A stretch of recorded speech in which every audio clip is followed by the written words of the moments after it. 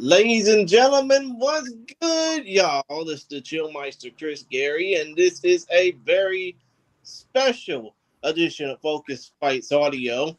And if you're watching along with us on YouTube, you might notice a little bit of difference here. I mean, first of all, this is our first preview of 2026, and I look forward to basically doing more of these down the line, but still don't. I mean, aside from myself and aside from Dean Honey Badger Burley, we also got a guest all the way out from Paris, France. I mean, this is RIZIN Zone. Can you at least introduce the fans to a little bit more about it, sir? It's nice to meet you guys. Here's RIZIN Zone from France. Been pretty recent fan, actually, pretty recent content creator on RIZIN. I've been really invested in trying to make like the French scene, the French fan scene of JMMA live, which is a bit complicated because we're like 3 peoples, but I'm trying my best. And I'm really glad to be here for my first preview show. YouTube, I believe, and stream. So great experience, great to be here, and yeah, thank you guys for inviting me. I see. I mean, the pleasure is all mine. Merci beaucoup, brother. But still, though, when it comes down to this show that's going to be taking place this weekend, as of the time of us recording, we are a little over 72 hours away, 3 days from RIZIN 52. That event will take place March 6th, this Saturday, or this Friday. For those here in the United States, it'll be after midnight. Well, it'll bleed into the after midnight hours. For those of you where RIZIN Zone is, which is, Europe, Asia, the rest of the world, Africa as well, that'll be Saturday morning, March 7th. But still, though, the event will take place at Ariake Arena in Koto City, Tokyo, Japan, live on RIZIN.TV around the world. You can get a RIZIN Premium Pass for $19. Or you can get the standalone. Well, actually, you can get the RIZIN Premium Pass for $17 or get the pay-per-view for about $20. But still, though, point is, we got 12 fights put over on this crazy card to kick off RIZIN's 2026. And I mean, to be honest, first of all, Dean, I want to get your thoughts about this fight card. When you seen everything that transpired just to basically build up toward this card, and then realize that the main event is 2-fight UFC veteran and former Bellator Bantamweight champion Patchy Mix returning to RIZIN for the first time in about 7 years to face off against this young hot prospect named Kyoma Akimoto. What were your overall thoughts when it came down to this fight card being completed? Yeah, so we're gonna get Patchy Mix up at featherweight, signing with a new promotion. What we're not gonna get is Karshiga Doubtbeck and Ryuya Fukuda. We were all looking forward to that one. So it took a blow there, but I think it's still a pretty solid card to kick off the year. We're going to see some of the divisional relevant shakeout, some contenders emerge. Hopefully, we get to see some exciting finishes. I see. And RIZIN Zone, what were your overall thoughts when this fight officially? I mean, the main event in particular, Kyoma Akimoto versus Patchy Mix, became the official main event of the card, and how this entire fight card turned out, build-up wise. Well, I think the card is great. Like maybe people who don't really know can think that fight card with no like title fights, it can be a bit strange, but I think it's really a big fight for Japanese MMA as a whole. Like Akimoto, only 19 years old, and even though Mix suffered a lot in his stages after his recent losses, he's still like a very top guy, very elite guy. And if Akimoto can defeat him, he can really make like his career enter in another dimension, and that can be really really important for the entire MMA scene. So really important, and I mean all the fights basically like banger fight after another.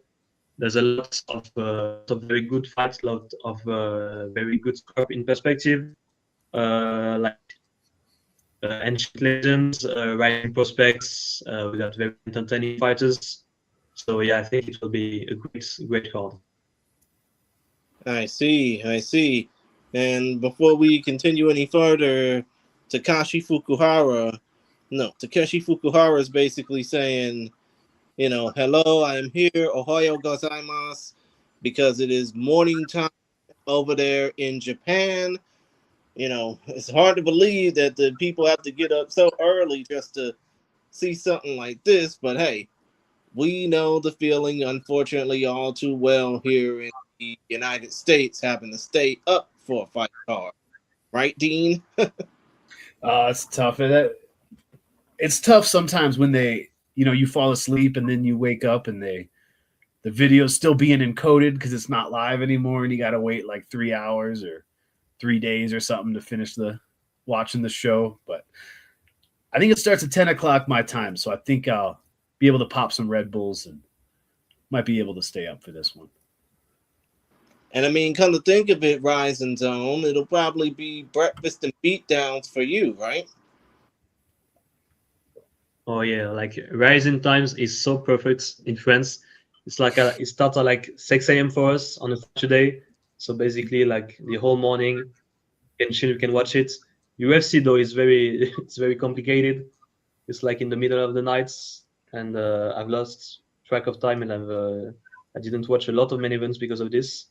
Like I missed Moreno Kavanagh last week because of this. But yeah, now Rising is absolutely perfect for us in France and in Europe. Mm-hmm. And Takashi is saying the Japanese pay-per-view price for this card is 5,500 yen, which is an increase of 500 yen from last year. The value is nearly $55 United States money for the Japanese local. So, you know, for those fight fans in Japan, it's still kind of expensive, but at least they are trying to find ways to watch. I mean, over here in the States, up until RIZIN TV came along, and Dean, I'm pretty sure you can vouch for this, It was hard trying to watch RIZIN events up until RIZIN TV came along, right? You had to be a computer hacker. You had to friggin' know VPNs and stuff like that. Chris, explain to me the pass, because they're the same price. Is the pass a recurring thing? Should I get the pass? What's the best way to watch this? I mean, the best way to watch it, like I said, it's available to watch worldwide, with the exception of Japan, on RIZIN.tv. Again, you have to go to RIZIN.tv. Basically, if you want to create an account, you got to buy the damn thing, which is easy, but still, though. Point is, as I'm basically looking directly at my computer right now, but still, though, all you have to do is get the damn premium pass, which will net you a $17 subscription, or you can buy the event standalone for $20 a pop. But still, though, that's all I gotta say. I mean, it's much easier to watch it through the RIZIN.tv platform rather than how it was back in the day, where you had to watch nefarious means or watch on a Chinese stream or even watch on places like Triller or Live Now, which was basically a shit show, or even Eversport, which was free but didn't last long. I mean, that was only throughout most of the year of 2016. Yeah, that Live Now player was trash. I'm glad we don't have to deal with that anymore. No, yeah, of course. I mean, it was, to say the very least, it was a shit show. But still, the point of the matter is, since we already talked about the main event on Max, might as well go ahead and talk about it in great detail. Kyoma Akimoto, the Hunter, versus Patrick Patchy No Love Mix, who is coming into RIZIN again, having just ended his 2-fight run inside the Octagon, having just ended a whirlwind tour with BELLATOR, becoming their Bantamweight champion. But still, though, let's talk about this fight a little more in depth. First of all, Koto is all of 19 years old, 8th, 2006, fighting out of Chiba, Japan, representing Japan top team. He is currently 6-1 in the RIZIN ring, aside from his 11-1 MMA record, with 8 of those 11 wins, well, with 6 of those 11 wins by way of knockout and 2 via submission. But at 6-1 overall, he is hell-bent on becoming the youngest champion in RIZIN Fighting Federation history, even though, unfortunately, dude's only got a little bit of time to basically do so. As a matter of fact, no, he's not even going to be able to do that, because by the time this fight card happens, he'll be turning 20. So the main thing he wants for his birthday is a big-time win, a former big-name man. And in this case, the big-name opponent, Patchy Mix. 20 wins, 3 losses overall, fighting out of Buffalo, New York, originally by way of Las Vegas, Nevada, USA. He obviously went 9-1 in BELLATOR, became BELLATOR Bantamweight champion. He went 0-2 in the Octagon, losing to Mario Bautista and Jakob Wilklas. The most recent of those 2 fights happened back in October. The Bautista fight happening over the summer. And now he's coming back into RIZIN after a 6-year layoff.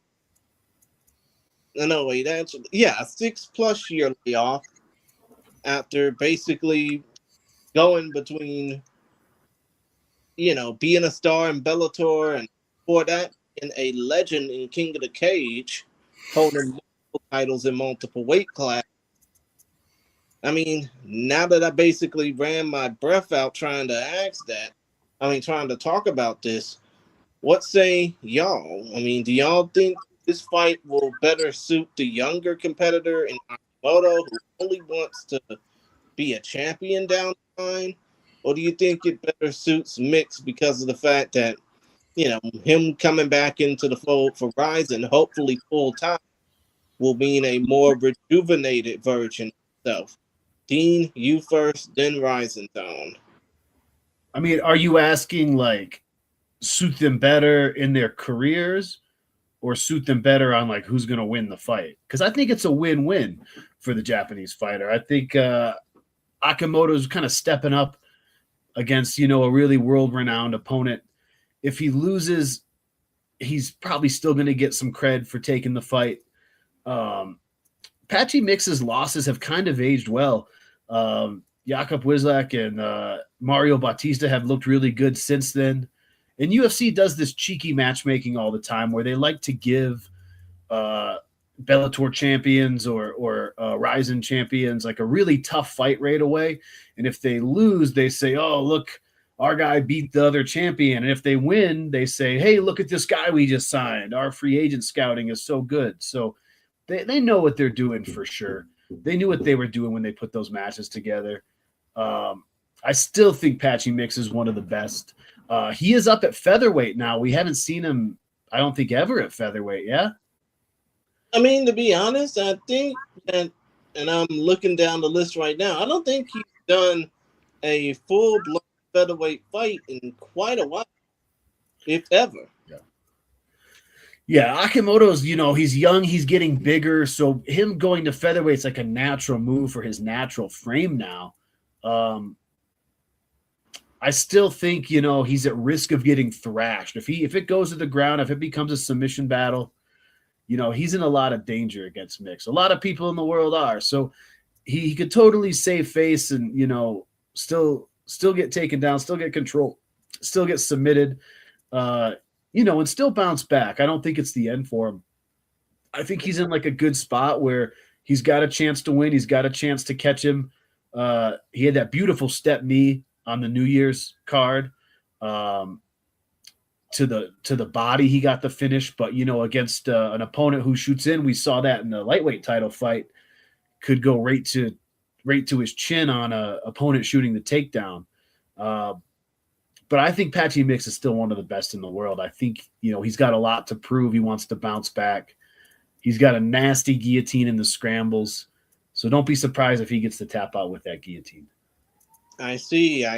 And for the record, the last time that Patchy Mix fought at a featherweight, even though technically he wasn't a featherweight, that was all the way back with his debut professional MMA fight back in 2016, May 28th to be specific, 2016, when he defeated Tobias Taylor for Prodigy MMA via unanimous decision. You had to go all the way back to when he started as a pro to when he, became a. Now here he is fighting at full 145 pounds or 66 kilos just to make this fight worthwhile. Now, RIZIN Zone, what are your overall thoughts on this fight? Do you think this benefits Mix or Akimoto? Well, sadly, I think it's gonna favor the Mix because Akimoto is better in the stand-up. I think he's got great hands, great reflexes, insane speed in his strikes, but I think he's still very limited in the ground departments. Even though he submitted Agiwara recently, it's not really like a big accomplishment. And we saw even against Ryo Takagi, he was getting he was getting a bit endangered in the ground phases, even though it's not like really the specialty of its opponents. And like it was already what costed him against Motoya. And even though I believe he made significant improvements since that time, I think it's not going to be enough. And I think that Mix is going to quickly engage in the clinch, search for the throw, and then he's going to be able to finish it, I think, on the ground. And there's also the fact that Akimoto is, as Dean said, he's still growing, still young, so used to fight in Bantamweight. So I think Mix will have the strength advantage in this. And I think he's gonna dominate him on the ground and ending up getting the tap out, I think. Well, to be honest, I look at it this way. Mix is basically coming back into RIZIN, a very different competitor than he was back in 2019 when he fought that one-off in the promotion against Yuki Motoya. I mean, I think in a way that, he might have gotten that win over Motoya back in 2019 at RIZIN 30. RIZIN 20 back on New Year's Eve 2019. He defeated Yuki Motoya in 97 seconds with a guillotine shot. But since then, he's gone on to basically have a 7-2, a 7-3 mixed martial arts record since that fight with Motoya. If you want at the fight that he had with Tiger Magomedov, 8-3, even though the French MMA Commission basically, I'm sorry, RIZIN Zone, they basically don't like to play fair and realize that they would have realized that Patchy Mix was on weed, they would have canceled the fight beforehand, way before he stepped foot in that.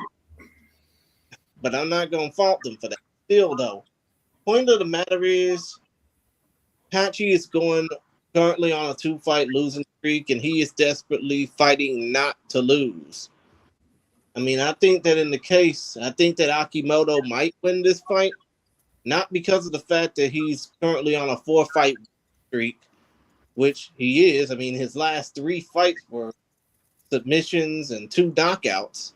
But still, though, point is, I think that Koto has age on his side, and I do think that he's going to probably be the more dominant competitor into this, especially considering that, he has a lot of future upside to look forward to.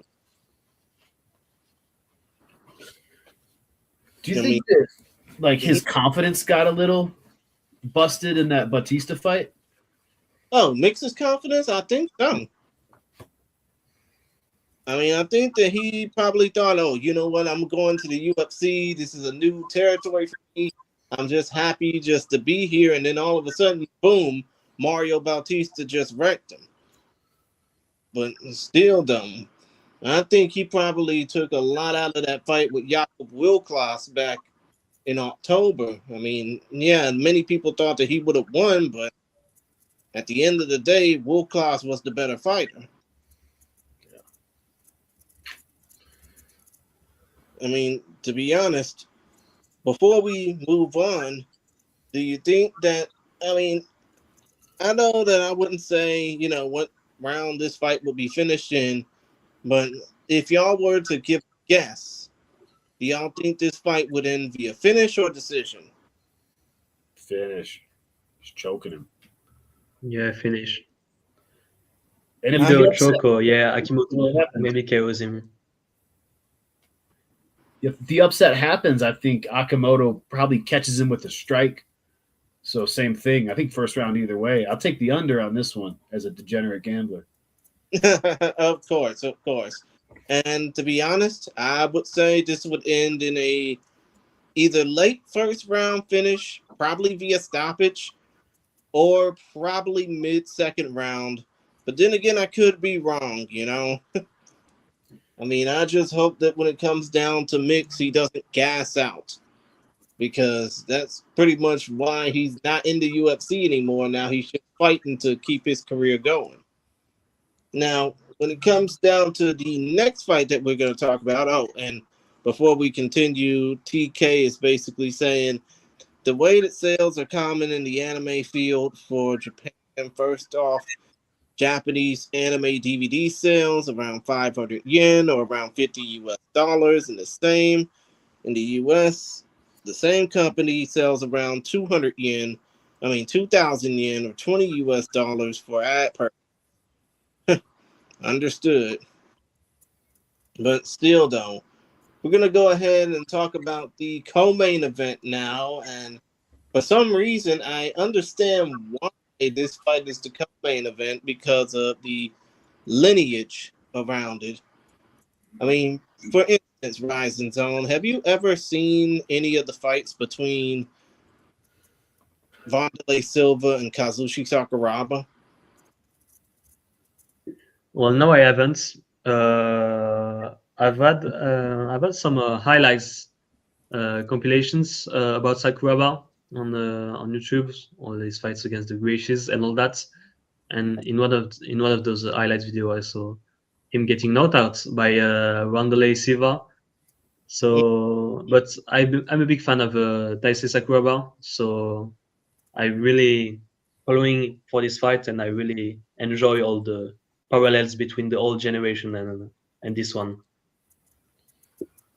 I see. And before we continue, TF is basically saying Mix said he needed to cut 17 kilos, which is around 38 pounds. It's ridiculous. Short time for a UFC fight to make his conditions. I mean, that's going to be hard for him to basically do that here, because Japan is very strict on weight conditions. But still, though, we're moving on and talking about the fight between Wanderlei Silva's protege, Luis Killer Gustavo, versus Taisei Sakuraba, otherwise known as Saku Jr., the literal son of Kazushi. First of all, the particulars on Killer Gustavo: 14-4 overall, fighting out of Colombo by way of sorry about that. Kind of have parts a little bit, but still, though, Gustavo fights out of Colombo by way of Curitiba, Paraná, Brazil. He is 29 years of age, born May 25th, 1996. Aside from the fact that he's 14-4 overall, with 12 of his 14 wins by way of finish, he is 6-4 in RIZIN ring or cage, but he is coming off of back-to-back losses. A loss in the lightweight title fight at RIZIN 48 to Roberto Satoshi Sosa, 21-second ground and pound knockout, and a technical decision loss to Shoto Nomura back at RIZIN 50.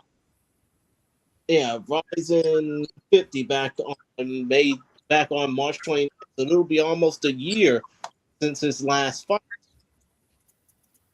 Other than that, his opponent, Saku Jr., Taisei Sakuraba, is just starting out his MMA career. He is 2-1 overall, 27 years of age, born February 12th, 1988. So after Sakuraba fought in the UFC, fighting out of Yokohama, Kanagawa, Japan, he is currently 2-1 inside the RIZIN ring or cage, with his most recent win being a knee bar submission victory in the third round back at RIZIN Landmark 12 against Sho Patrick Usami. But still, though, last I checked, this fight is all about lineage. It's basically the continuation of Sakuraba's Silva rivalry. So in this case, Dean, I'll head to you first. I mean, do you think that when it comes down to this particular fight, that the, lesser experienced fighter will probably get the better edge? Saku Jr.'s, done MMA kind of late in his life. Like he's not like a young dude, but you can tell he's grappled a lot. You could tell he has a lot of experience, grappling, doing submission fighting. Mm-hmm. In quintet. Yeah, he had that knockout over Yusuke Yachi, but I'm willing to chalk that one up more to just kind of like a fluke KO. The way he had like his foot in the air, I don't really picture this guy as like a knockout artist. Not. Neither was his dad, to be honest. Yeah. So, but if there's, Vanderlei's been coaching a while now, and if there's one of his students that like truly looks like him and fights like him in the ring, it's Killer Gustavo. Like he is a savage. He hunts for the kill with the big punches, with the knees. He's one of those guys that reminds you of like a prime Vanderlei. So it's a real fun fight that it is kind of a throwback of the closest thing we're going to get to, Sakuraba versus Vanderlei again.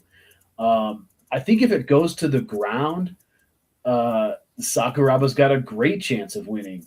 But Gustavo's going to come out and swarm him. This is a tough fight so early in his MMA career. Oh, yeah. I mean, come to think of it, his second fight against Daisuke Nakamura, which was basically no more than a heavy fight, was basically a tough test. This one is probably going to be scarier than that. Yeah, I thought they would bring him up a little different. I thought he would get a bunch of tomato cans in a row and be brought up like a star and see how many tickets he can sell. And I think they're throwing him to the dogs a little too early. I think if Gustavo catches him, he might finish him with some ground and pound or stomp his head in. I hate to say it, I'm predicting Gustavo gets the finish here, but I think it's going to be an exciting fight no matter how it goes. I see. And one thing about that is the fact that Gustavo and Taisei share a common opponent in Yusuke Yachi. Only thing is, Gustavo knocked out Yachi twice compared to the lucky one time that Taisei was able to do so.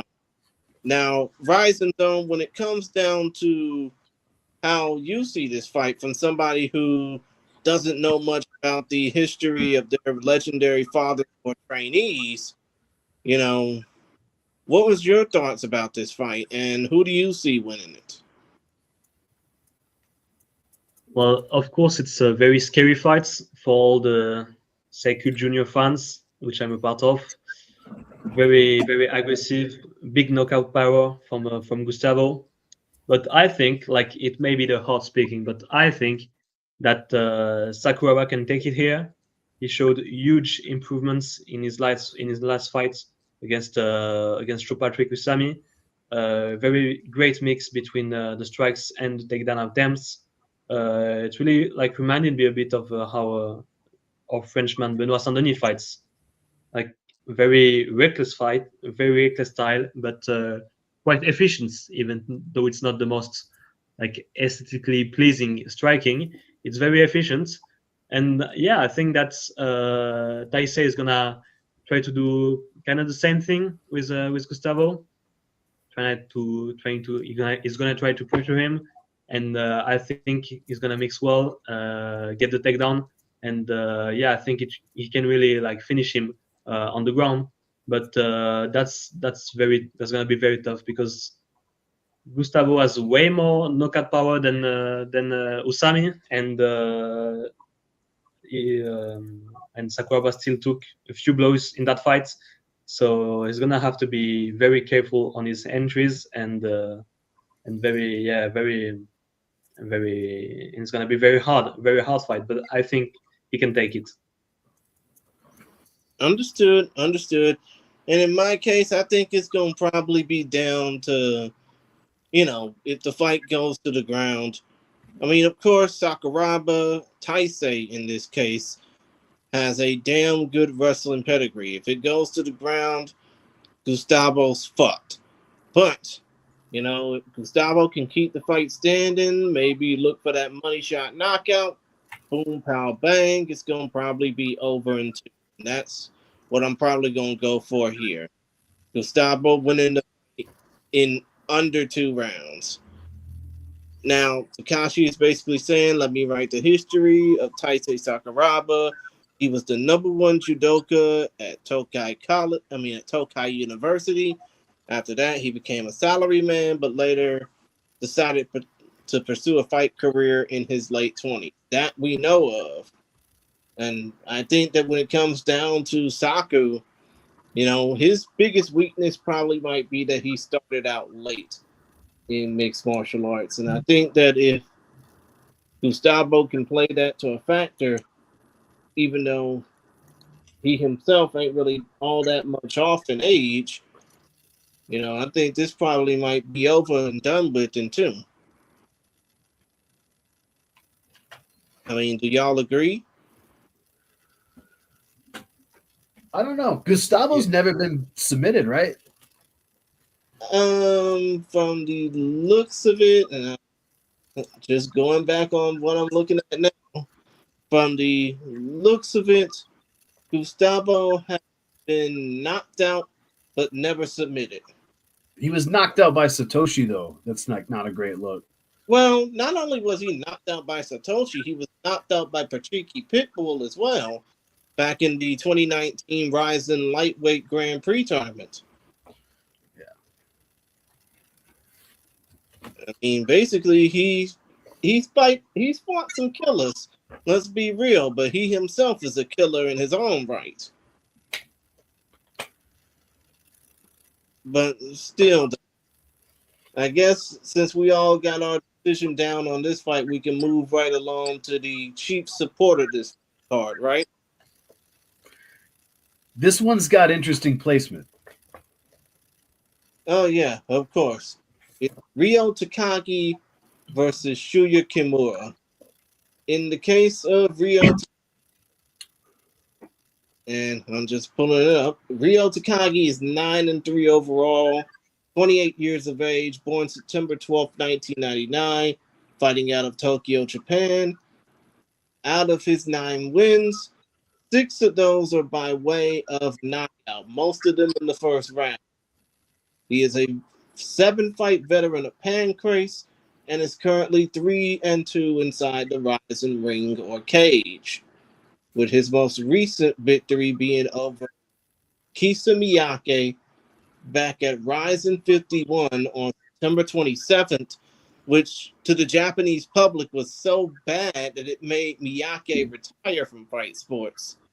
I mean, I didn't see nothing bad about it. I just thought it was a boring fight, even though he got the win.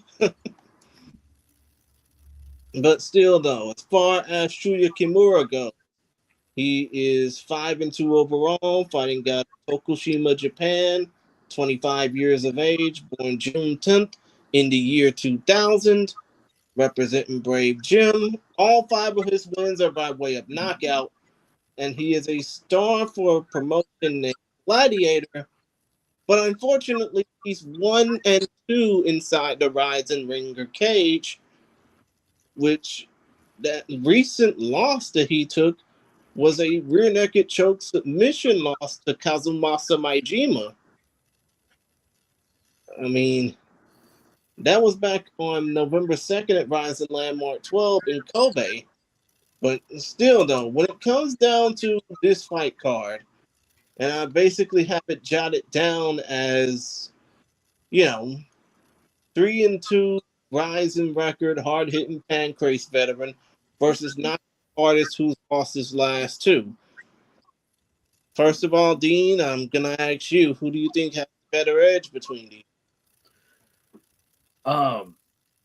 Kimura's one of those guys that I think they kind of brought along a little too quick. Like we talked about, Sakuraba's Junior's getting pushed really fast. Mm-hmm. He only had like 6 wins. Then they gave him some pretty tough opponents. So that's why he's lost those last 2. But there's such a difference between the fighters he's beat and the fighters he's lost to. And now he's getting somebody in the middle. And we're going to kind of see what he can do. I will say that he looks comfortable on the feet. He looks it looks like he understands the assignment. He's a headhunter, knockout artist. Even when Tagaki's doing well, he's got this sort of tense style. Kind of reminds me of like the J kick, like light on the feet, sort of tense style. He doesn't have the best takedown defense. I don't think he'll have to worry about that in this fight. This one should probably stay on the feet. I think Kimura can catch him, man. I think Kimura can knock him out because he throws that fast overhand, and the style matchup just I think is going to play a little bit into his favor. It's weird that guys with these records are so high up in the card. Maybe it's just kind of the bathroom break fight or the palate cleanser before the bigger fights, but not to say it won't be exciting, but yeah, neither one's got a ton of experience, but I think Kimura knows what he has to do to get the win and has the clear path to getting the win. So I think he can put away those fighters that aren't near the top of the food chain with his striking power. I mean, it's like you said, this particular fight is getting prime placement on the card because it's the third to last fight of the evening, and people are just waiting for this damn thing to be over. I think this one probably might end in a decision myself because, you got 2 guys who are basically just starting out in their careers, but in the case of one of them, they're currently riding a 2-fight losing streak, that being Kimura. I think Kimura needs this win more than anything else because if he doesn't, he probably might fall out of favor with the RIZIN brass, and he might end up going back to Gladiator or fighting on the lower level cards. Yeah. Now, RIZIN Zone, when it comes down to this particular fight, I mean, I know that we basically talked about knockout power versus hard hitting power. I mean, who do you think has the better edge out of the 2?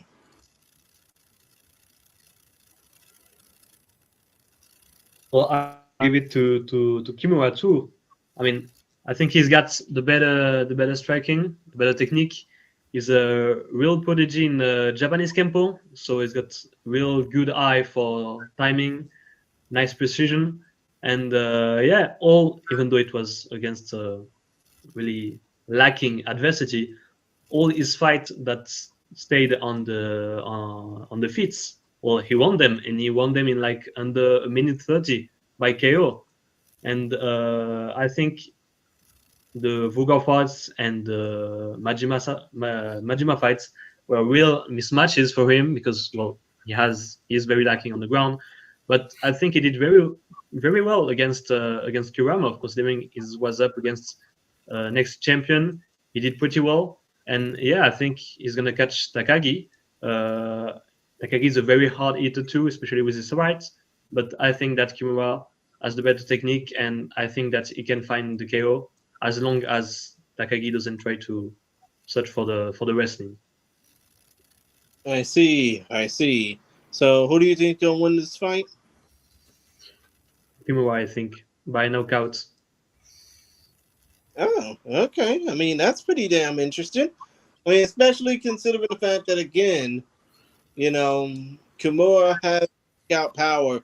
It's just the fact that he's lost his last two. I mean, like I said, all 5 of his wins are by way of knockout, but I do think that if he does get this, I still think that the fight's going to end in a decision, but all it just takes is one bad move for the fight to change hands in a drastic way, and I think that's what might be the main point of that.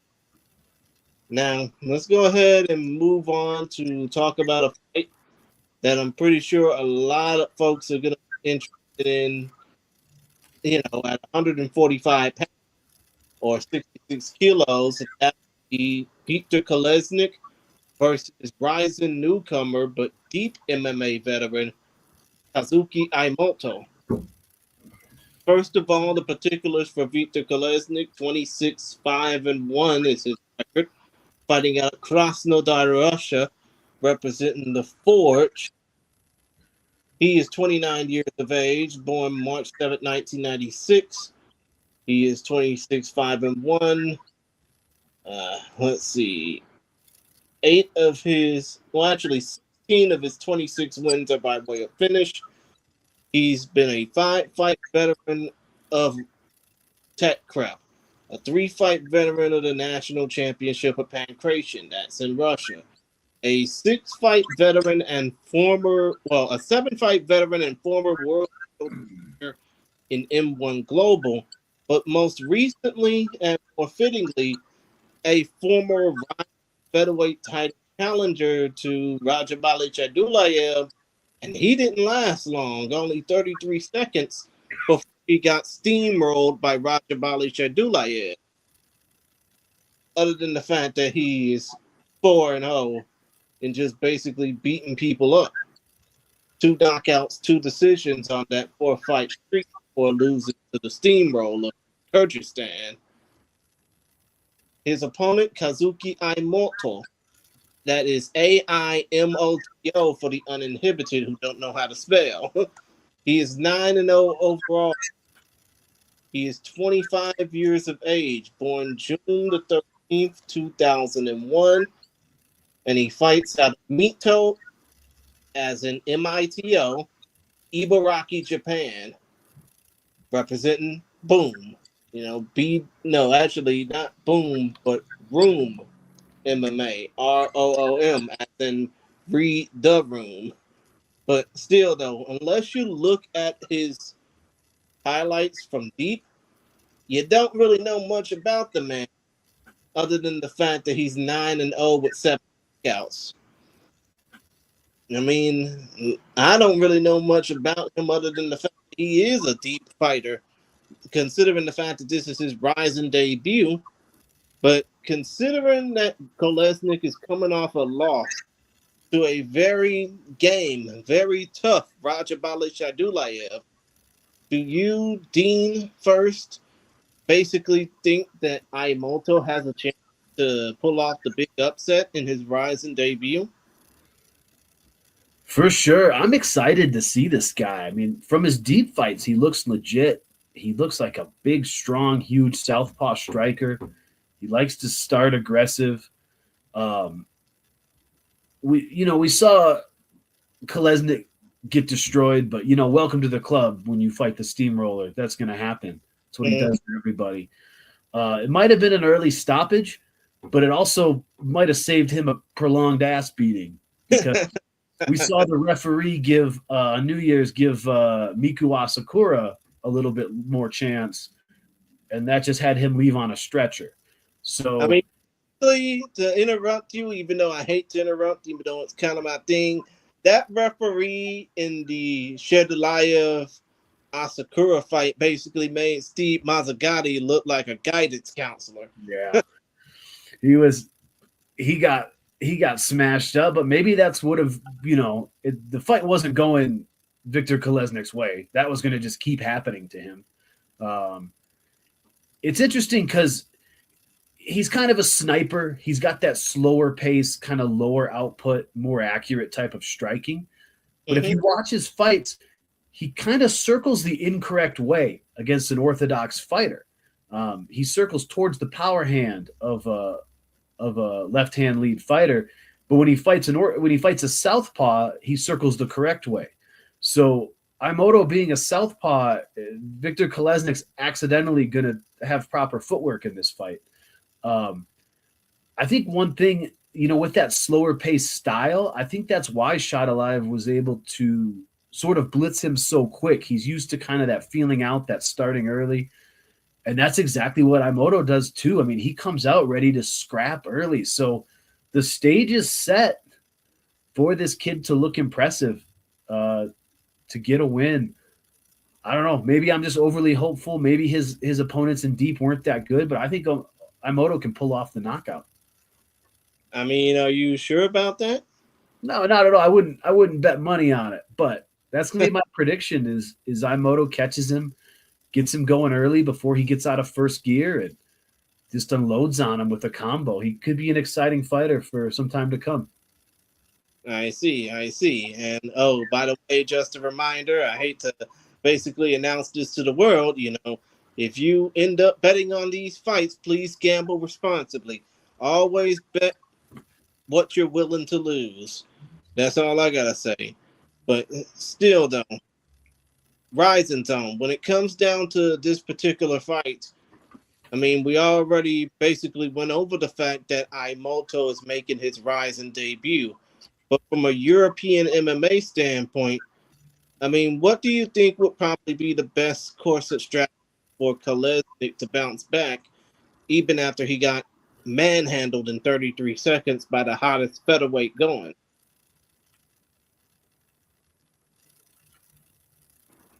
Well, I think the key for Kolesnik will be confidence. He's going up against another real physical monster and someone with a big KO power. So he will gonna have to play like the outside game, maybe try to outboxing him, and but still, I mean, I think he should send a lot of volume because Imoto is gonna come like really, really for the head. He's gonna come hunting, and he's got great boxing combinations. So yeah, Kolesnik gonna have to try to stop the train. And I think wrestling can be a big thing for that.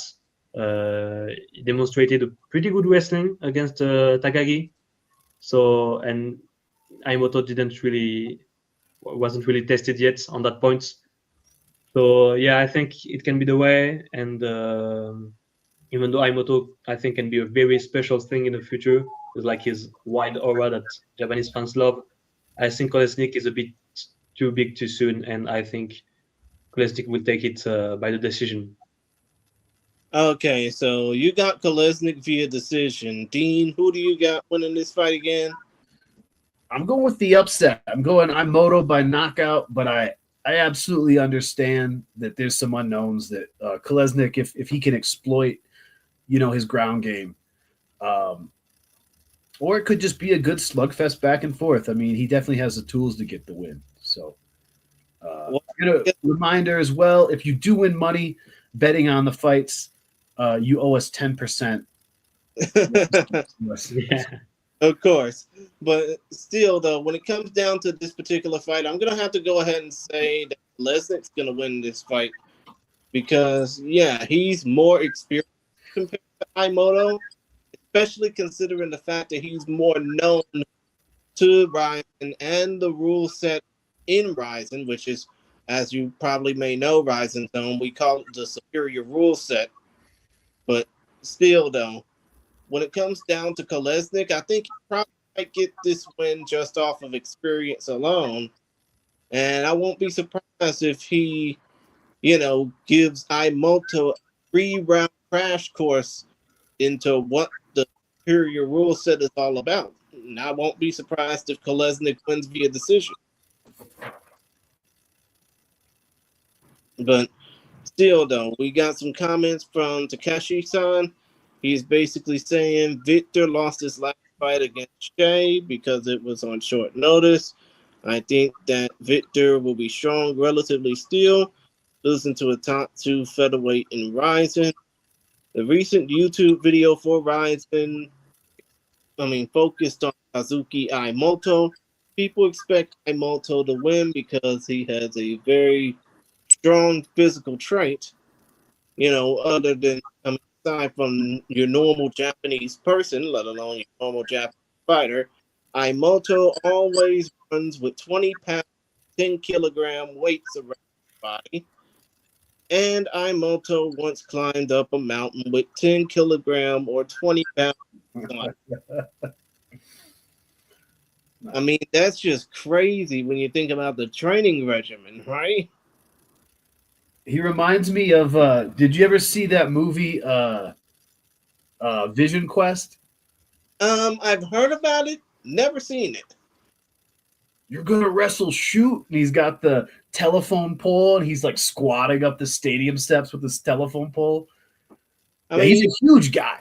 He's very physically impressive. Like if there's a guy you look at or you look at the weigh-ins and you're like, oh, this guy's gonna win for sure, it's Akimoto. Kolesnik's got great boxing skills, and the face-off doesn't always, tell the whole story. I kind of wish they would do a more of a UFC style, like not ceremonial weigh-in, but like when they do the weigh-ins, make them stand next to each other and get some hype and push each other. And I think they want to maintain that level of respect unless you want to reserve it for the most hated feuds on the card.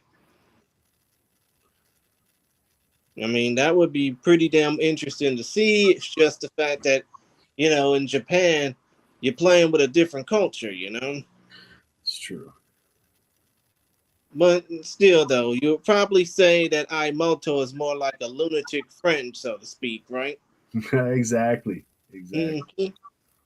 And let's go ahead and talk about one of the two women's MMA fights on this card. This one's a little higher up than the other.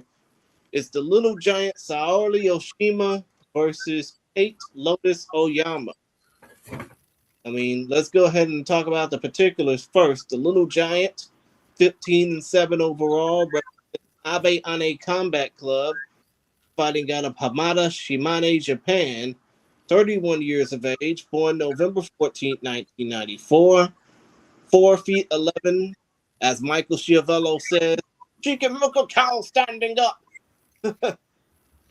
105.5 pounds, 57.1 inch reach from the armpit to the end of the fist. However, she doesn't really need to do much when it comes down to that reach because she has 8 submission victories out of her 15 wins, 2 knockouts, so 10 finishes in total. She's 4-1 in RIZIN, 0-1 in RIZIN, and her most recent loss was to Seika Izawa back on November 2nd at RIZIN Landmark 12. And of course, she is a former Deep Jewels microweight champion at 98 pounds. So she basically still has to get up from 98 pounds just to be prepared for a fight card like this. It's not enough the fact that she basically had to fight, at those smaller weight classes just to make weight for these fights at 108 pounds or 49 kilos. Her opponent, Kate Lotus Oyama, fighting out of Hyogo, Japan, representing King Jim, 27 years of age, born March 16, 1998.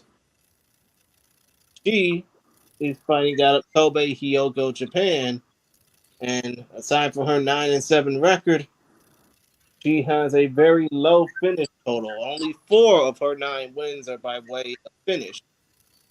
She's 6-5 in Deep Jewels competition. Has not lost a fight since losing to Reina Kubota at Super RIZIN 3. But aside from that, she's currently riding a 4-fight streak. And unfortunately for,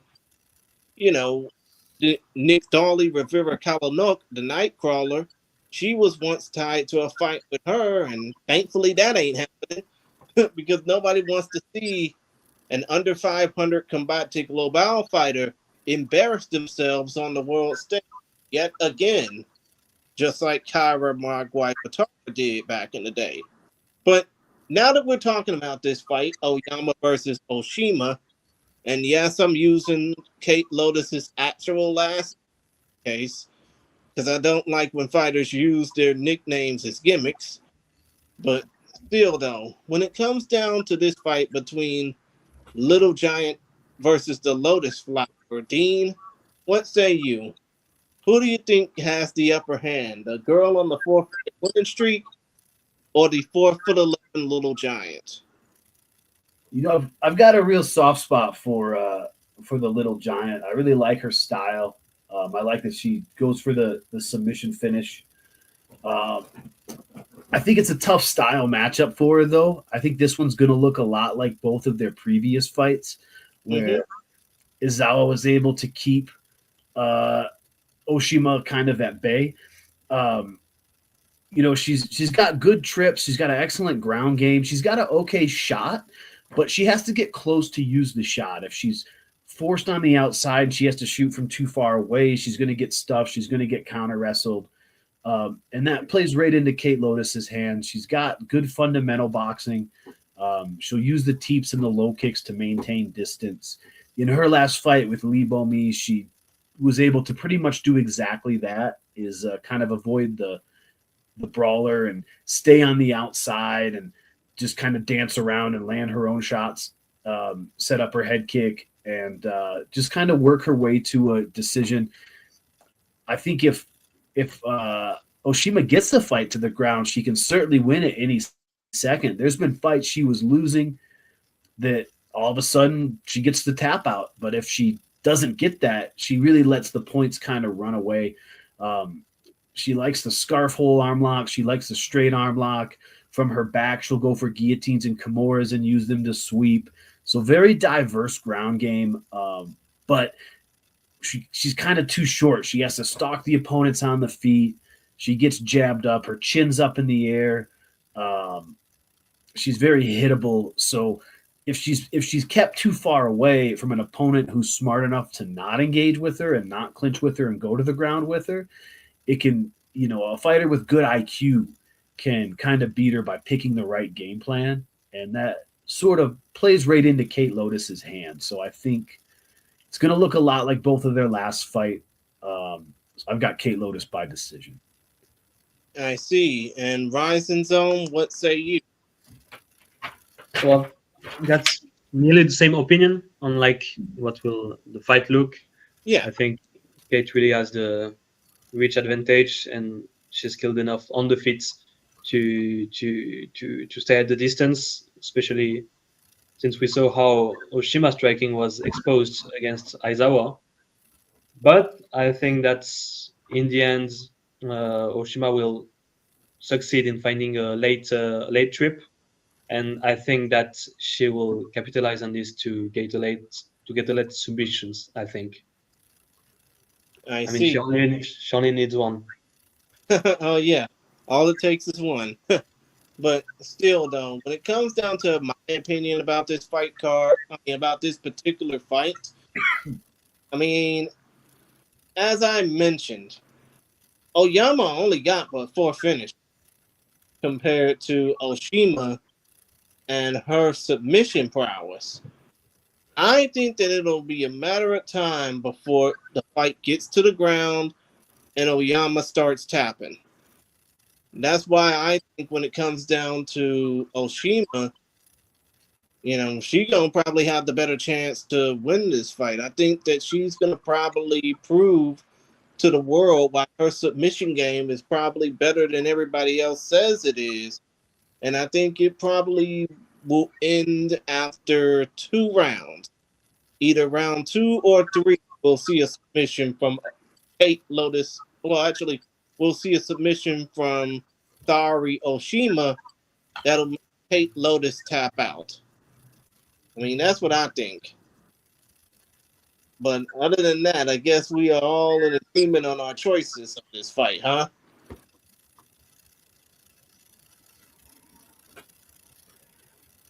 I'll take silence respectively as a yes. But still, though, point of the matter is we can go ahead and move on. And this is a fight that got me interested all of a sudden. I mean, we got Yuki Ito, who is 9-3 in RIZIN overall. Well, actually 9-3 in RIZIN, but 19-7 overall. And he's basically just been exciting everybody with his in-ring skills just as much as he excites me every time he comes out the Hikaru Utada song. You know, he is 19-7, fighting out of NEX, NEX, Ichi, ICHI, Mui, MUAY, fighting out of Aichi, Japan. 28 years old, born April 19th, 1997. He is, again, 9-3 in RIZIN, but unfortunately just lost his most recent fight to Ersin Yamamoto, which isn't really that much of a, bad thing. Yamamoto is under 500, and, well, let's just say he's not really the best at his weight class now. Let's just say that. He got lucky.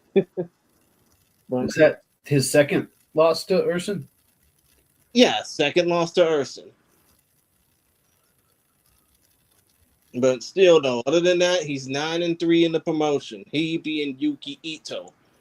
However, he's not going to feel so damn lucky this time around when he faces off against Carlos Mota Tizil. That is Motatizil for the uninhibited.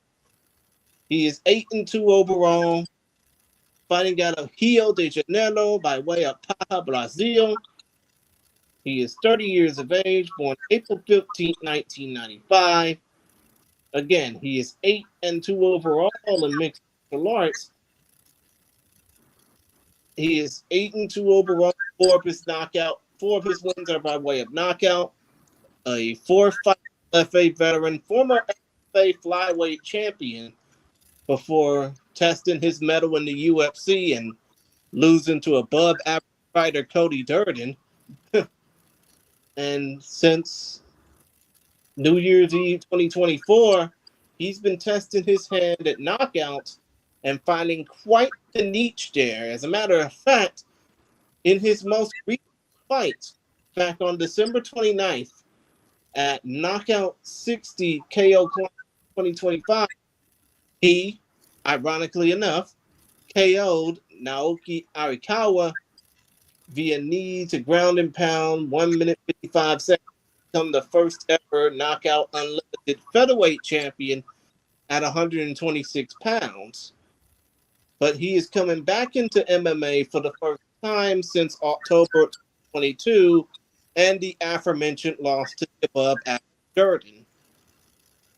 But still, though, now that I basically got y'all excited about the fight, I mean, do y'all think, first of all, Dean, do you think that Carlos Mota coming back off of a 3+ year absence from MMA, but having a niche in kickboxing will probably play a big factor for him against Yuki Ito? Normally I would, but those Knockout Unlimited fights, those are pretty cool. They're almost a little bit like Karate Combat, where you're allowed to grapple for the knockout. You just can't do submissions.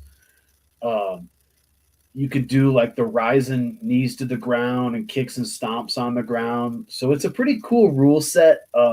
So that dispelled a few of my concerns there.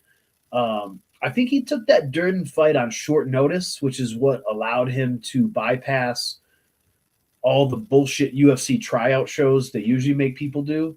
Mm-hmm. So I'm surprised that they were so harsh to, not sign him after that. But yeah, he got to show that he can be really exciting in knockout, and he got to show that he could be really exciting in this rule set, that he could be perfect for RIZIN if he can knock his opponent down or take his opponent down. He comes in with the flying stomps, fun stuff like that. He's actually a BJJ black belt, but he fights like a striker, uses good in-out movement, straight punches, good body kick. He'll jab to the body, which I like. Good reactionary double if he catches a kick. Yuki Ito doesn't throw a lot of kicks other than low kicks, so I don't think Ito's going to be in trouble there. Ito likes to like plant his feet and throw hooks a little bit more. So I think Mota's going to be able to land those straight punches and kind of move in and out, kind of dart his way in and out. Ito kind of defends his ground more with like toughness and grit than actual like technique. He's okay on the ground, but he's not on Mota's level. I think this will be all stand up. I think Mota's just going to be too fast for him. And the better fighters on the feet for Ito, he's been able to take down and exploit their ground game, and he doesn't have that out this time. So I'm going with Mota by either strikes or maybe late strikes or a decision. And by late strikes, you mean late first or second round finish? Yeah, maybe a second or third round finish. The second half of the fight, he finishes with strikes and jump stomps him, gets the superior rule finish. Or Yuki Ito's pretty tough. He's got a good chin. It might go all 3 rounds, but I'm picking Mota either way. And he could be an exciting mainstay for RIZIN. If he gets the right matchups, he could be really exciting in these rules. Yeah, no shit. I mean, basically him fighting in knockout has been the best base for him. Because when it comes down to those 4 fights that he had in knockout, yeah, he got knocked out in one of them, but he definitely shown his true colors in the 3 fights that he won, especially the most recent fight. So I think that if Mota wins this fight, it's probably going to be by knockout, maybe in the second round. If not, he's going to probably brutalize Yuki Ito, who does have the better finishing rate compared between the two. But I do think that Mota will probably have a better chance to win via second round knockout. Now, since I basically got my little mini analysis out the way, RIZIN Zone, what say you when it comes down to Mota, finishing traits now that he's picked up a new skill in kickboxing? I mean, do you think that he's more than prepared for turning to mixed martial arts?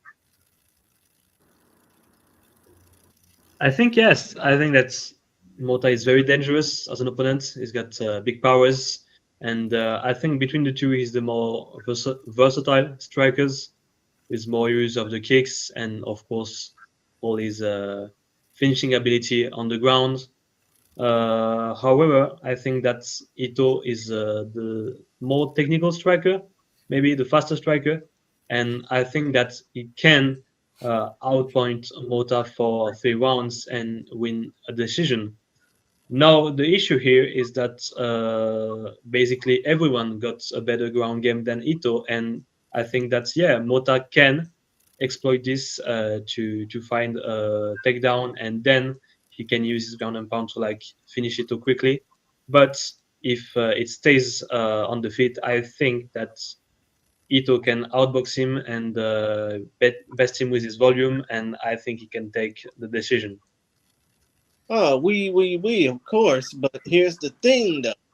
Mota doesn't have any wins via submission, even though he's a BJJ practitioner, so to speak. I mean, you have to think about that. He's a grappler who knows how to throw hands, as something that we say here in the States. But still, though, I just don't know if him going to the ground would be good. That's why I'm saying that he's going to that's why I and Dean are saying, he's probably going to win on the hands. Yeah, but I think that if Mota has the opportunity to make Ito trip with the kick catch or a catch on the knee that Ito throws more often than the kicks, I think he will use that not to try to submit him, but to do one of his crazy jumping kicks on the opponent on the ground, or all the crazy stuff that he does to a grounded opponent. And I think that he can use the ground to finish him, but more in ground and pound or through on explosive knockouts. Understood. Now let's go ahead and move on to a fight that's basically bending the age gap, so to speak. You got 48-year-old Little Volkan, aka Hideo Tokoro, the human octopus, versus 24-year-old Shinosuke Kashimura. In the case of Tokoro, we all know about his legend by now. Even the novices know. Hideo Tokoro, 36 wins, 33 losses, 2 draws. Basically been fighting just about 26 years, if I'm not mistaken. Let me see. How far does this go back? Oh, he's been fighting since September 29th, 2000. That's probably been a good amount of time since a lot of the current fighters that are stars were born.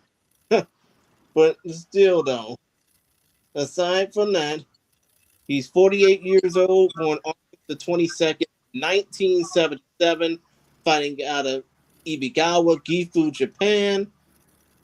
He is currently 4-5 in RIZIN, but who really gives a shit, to be honest? His most recent win in mixed martial arts all the way back at Super RIZIN 3 back on July 28, 2024, when he knocked out Hiroya Khan via ground and pound elbow, 3 minutes 20 seconds.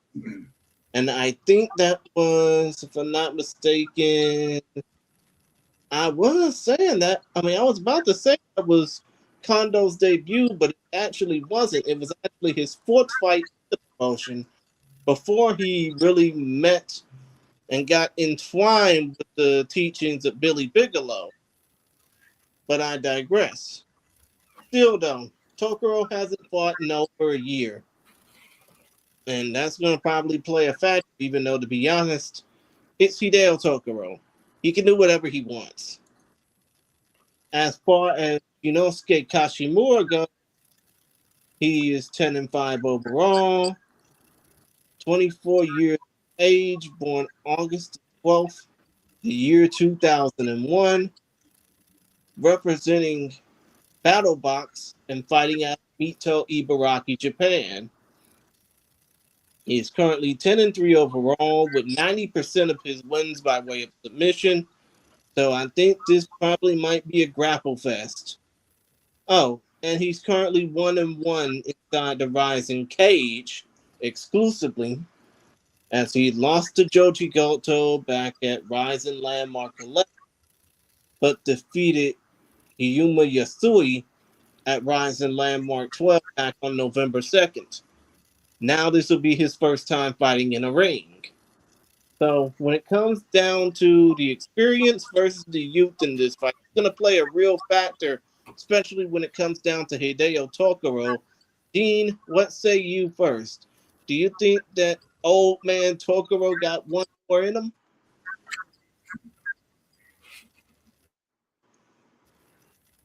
I think the most important thing is that he's almost 50 years old. That's going to play the biggest part. This fight's also at Bantamweight. We've seen Tokoro have a great career, a lot of exciting fights, a lot of exciting finishes, but we've seen him get finished a lot and take a lot of damage. And when he's the smaller fighter, sometimes it's like hard to watch. And I think this is a real passing of the torch type of matchmaking to give him a submission guy who's a good-sized bantamweight. Kashimura struggles with guys who don't want to get close to him and go to the ground with him, who want to keep it standing, and this isn't that type of fight. Tokoro just doesn't have the physicality or the style or the skills to really make it difficult. So I think Kashimura is going to submit him. And is this officially his last fight? I don't know. RIZIN Zone, I don't know if you checked out any information about that. Is this his last fight? I think from what he said in the press conference, I think he said he still got 2 more left in him, so it should be his pre-last fight. Because he basically said not only in the promotional video, which if you're listening to the audio version, it started out the show, but in the promotional video, he said he wants to go out like a crazy anime protagonist. I mean, that's basically what he wants to say. He wants to go, if he's going to go out, he's going to go out swinging, damn it. And Takashi is basically saying, yeah, Tokoro said he wants 2 more fights for RIZIN. But still, though, point of the matter is the fact that Tokoro, I mean, dude has had a year and a half layoff. I'm not saying I don't know when it's time, but hey, if you pondering that time, it might be time. But still, now that I've asked you, RIZIN Zone, about, you know, is this his last fight? I'm just going to say, do you think that Tokoro wins this fight? Well, I think he will be close to it. I think he will threaten a big submission in the first round, like with veteran craftiness. But I think in the end, Kashimura will defend it, and I think Kashimura will have the physicality and mostly the stamina to stay in the fight and to get late, like maybe second or third round submission. I see. Yeah, but I think that if like at the beginning maybe of the second round, there's a bit of like floating time on the feet, I think that Tokoro can send one of his like crazy back fists and maybe like on the hallelujah it hits and maybe get the knockout, but that's unlikely. Yeah, it's very unlikely. But still, though, when it comes down to my prediction for this fight, I think that Tokoro's probably gonna. I mean, he's not gonna give up easily. Let's just say that. I think that, yeah, even though Kashimura has a better submission record, you know, Tokoro still got more submissions than him, and I think that we're gonna probably see that fight end, if not in a rear naked choke, probably in a guillotine choke, and maybe in the second or third round. So I won't be surprised if Tokoro wins this fight, but hey, it's like the old saying goes, when you know it's time, it's time. Ain't no ifs, ands, or buts about it. And Takashi is saying Akira Maeda surprised Tokoro's stamina comparing with other fighters. When Maeda visited Tokoro at his countryside home, Tokoro, you know, grew up on the right side of the mountains, and he grew up playing.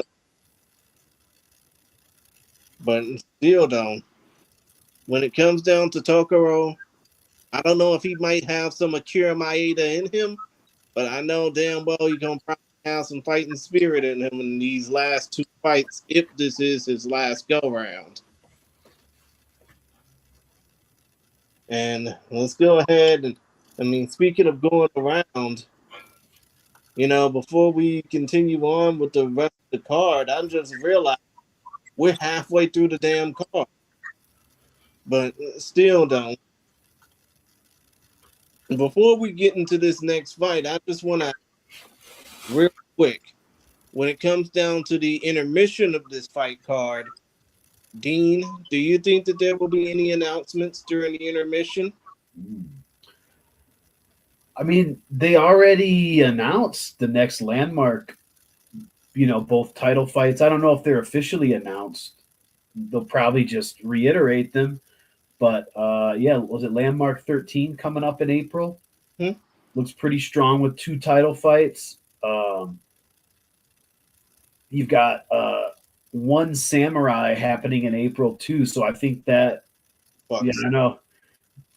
Not happy about it either. I think that's the reason they're trying to strengthen it. They know they may have some competition. So best case scenario, it gets us that competitive nature that we used to see with K1 versus Pride. And then worst case scenario, it's just a shit show that locks everyone up in exclusive contracts. No, yeah, exclusive contracts that they can't get the fuck out of. Yeah. So we'll see how it goes. But yeah, I think they if they feel threatened, they're going to have to establish that presence. And I think they're just going to reiterate what they have coming up for Landmark. Understood. And RIZIN Zone, what say? Do you think that there will be any sort of special announcements made during this fight card? other than what we already know? I think, yeah. I mean, I think the event after Landmark 13 is like in May, like in just 2 months. So I think they will be quick to announce it.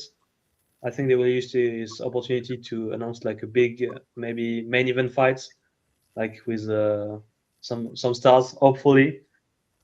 Uh, I'm not getting my hopes up for Ren Iramoto, but I think that they will try to bring something with star power and maybe some title fights, hopefully.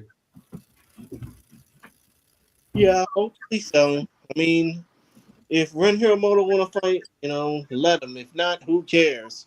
He's just wasting time instead of letting somebody else get the opportunity to fight. Still, though, I think that when it comes down to this fight card, I mean, I'm not trying to be overly optimistic like Jay Wolf and say, "Oh, I think all this epic stuff is going to happen. They're going to announce a brand new show in Fiji or something like that." I don't think that's going to happen. I mean, that's basically like fucking pipe dreams, so to speak. Broken pipe dreams at that. But still, though, I just think that if they want to announce something big, they probably gonna wait until the next RIZIN Landmark show, which will be next month, right around the same time that the UFC will be going through a lull period, even though they're gonna have big shows, and then obviously it's gonna be to take. I mean, I think their next show is gonna be around April 12th. Am I right? Yeah, I think it's that. So yeah, the only true competition they'll have to deal with that weekend is AEW, and obviously WrestleMania is the following weekend. But still, though, what better way for RIZIN to get into the conversation of being the second best promotion in professional MMA than to basically make a big money move? I mean, I'm not saying, hey, get the biggest fucking free agent out there. They are trying to do that with Ryan Bader, but unfortunately, Ryan has issues trying to get himself cleared. So, the sooner that happens, the better, but I don't know. Hopefully, we'll see something. Now, let's go ahead and continue on talking about the rest of the card. The next fight on our docket is the Red Horse Kyo Kim versus Yusuke Yachi.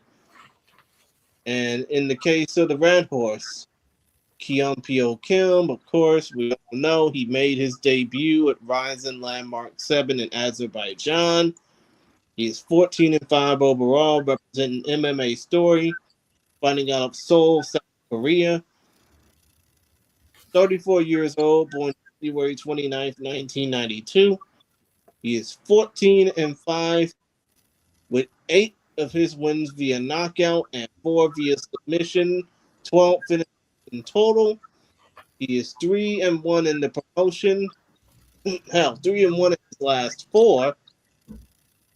Submitting Patchy Zombie, knocking out Taro Rakimov, and more recently, knocking out Daigo Kuramoto back at RIZIN Landmark 10 back on November 17th of 2024. His only loss was by Carlisle in that stretch. But therein lies the problem. Dude hasn't fought since November 2024. It's been over a year since he's managed to compete. I don't know if it's injury or what have you, but still, though, this is his comeback fight. As far as Yusuke Yachi is concerned, we all know about him. If you know the highlights, if you know the story, you would know the fact that he's a former Pacific Extreme Combat champion, or one, and he's a former RIZIN World Talent. 5'9", 155 pounds, 35 years of age, born May 13th, 1990, fighting out of Bunkyo, Tokyo, Japan. Formerly and proudly represented the Crazy B camp at one point in time. Now he fights out of Kill Cliff MMA in St. Petersburg, Florida, USA. As far as his submission, well, actually, as far as his finishes go, he has 5 knockouts, 7 submissions. He has 5 knockouts, 5 submissions, 10 in total out of 28 wins that he had. And as we all know, the dude is 13-8 under RIZIN Fighting Federation rules, and yeah, that includes the 1 win he had inside the cage.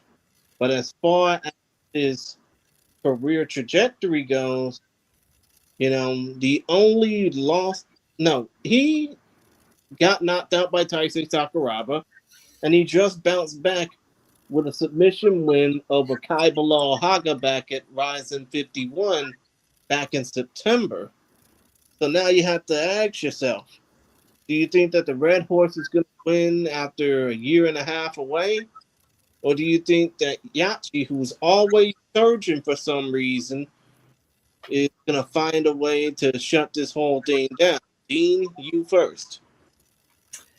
Yeah, I think Kim is one of the best prospects out of South Korea. He's got great wrestling, real powerful takedown, real good ground and pound. Yeah, it's interesting why he hasn't competed lately. Neither one of these guys has been super active. I don't know if it's because of his contract or what, but when the Red Horse is a better wrestler, he tends to do really well. When he's against someone else that's the better wrestler, then it kind of limits what he can do. He's better in the cage at, doing the Keith Jardine thing and putting his back to the fence to get up. Otherwise, he has to go to his knees and build his base to get up. So I don't know if, how he does when he's not the better wrestler, but if he can get the takedown, and I sort of do expect him in round 1 or 2 to hit that strong blast double. If he gets it, he's going to posture up. He's going to stand up and really rain down that heavy ground and pound. Yachi's serviceable even from his back. I mean, he has some submissions. He's definitely a game fighter to try to win with a submission off his back. But at 35 years old, being less active, I'm just going to go with the younger guy here. I'm going to go with the Red Horse, Kim Kyung-pyo, first or second round, ground and pound finish. Oh, okay, understood. And before I turn it over to you, I mean, it's basically crazy that my former podcast compadre Andrew Benjamin is gnawing at my ass saying, Yachi isn't with Kill Cliff FC anymore. He's only trained there once for 1 fight camp. Isn't that what Tapology says? No, it is not. It says that he fights out of Crazy Bee, and I don't even think he trains out of there anymore. Mm-hmm. True? I mean, who have you been getting your information from? Well, he should train at Kill Cliff for this fight, so he could work with some wrestlers and work his sprawl and his takedown defense. Yeah, exactly. Especially considering the fact that, he's been getting dominated as of late. But still, though, RIZIN's on my apologies, means apologies. But still, though, when it comes down to this particular fight, I mean, who do you see winning? Well, I think Kim quite decisively. I think he's got the better fundamentals, and I think, well, to be honest, I think he's better in like both areas of the games, maybe except jiu-jitsu. I think he can easier like take down, but maybe he's gonna try to keep the fight standing. I mean, he was winning against Carlisle up until he got his back taken and caught in like terrifying submission. And Kim's got very good KO power. With all the Sakuraba stuff, Yachi's chin seemed like a bit strange, which is not surprising after all the wars he's been through. So yeah, I think Kim is gonna get it like either by ground and pound or even like just KO on the feet in the first or second round. I see. And in a way, I think that this fight is probably going to be better left to the ground. Like, let's just say this. If Red Horse wins this fight, it's probably going to be submission.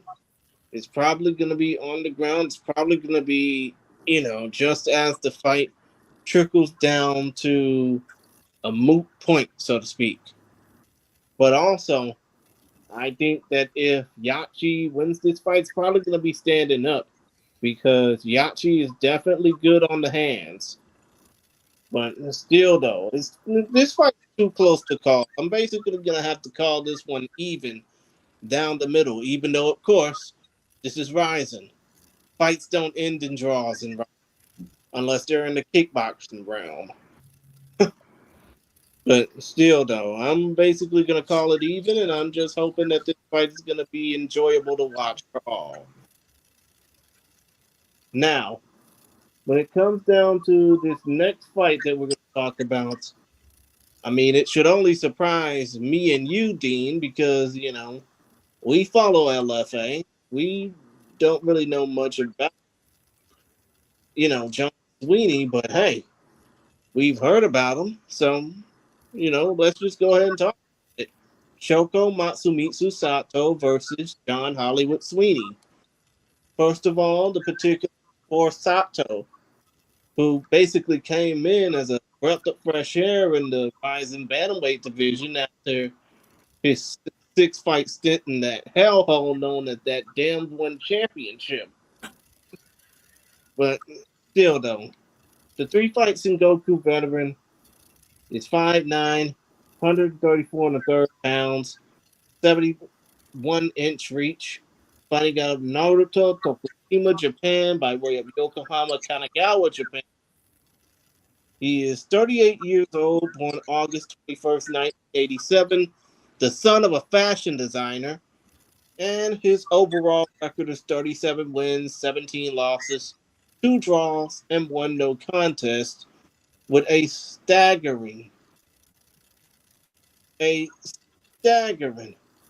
18 wins by way of knockout and 3 by way of submission, 21 finishes in total. He is currently 3-2 inside the RIZIN Fighting Federation. All of his wins by way of decision. Well, all 5 of his fights so far have ended a decision. Split decision win over Shinobu Ota. Decision loss to Naoki Inoue. Unanimous decision wins over Juntaro Ushiku and Social Kim.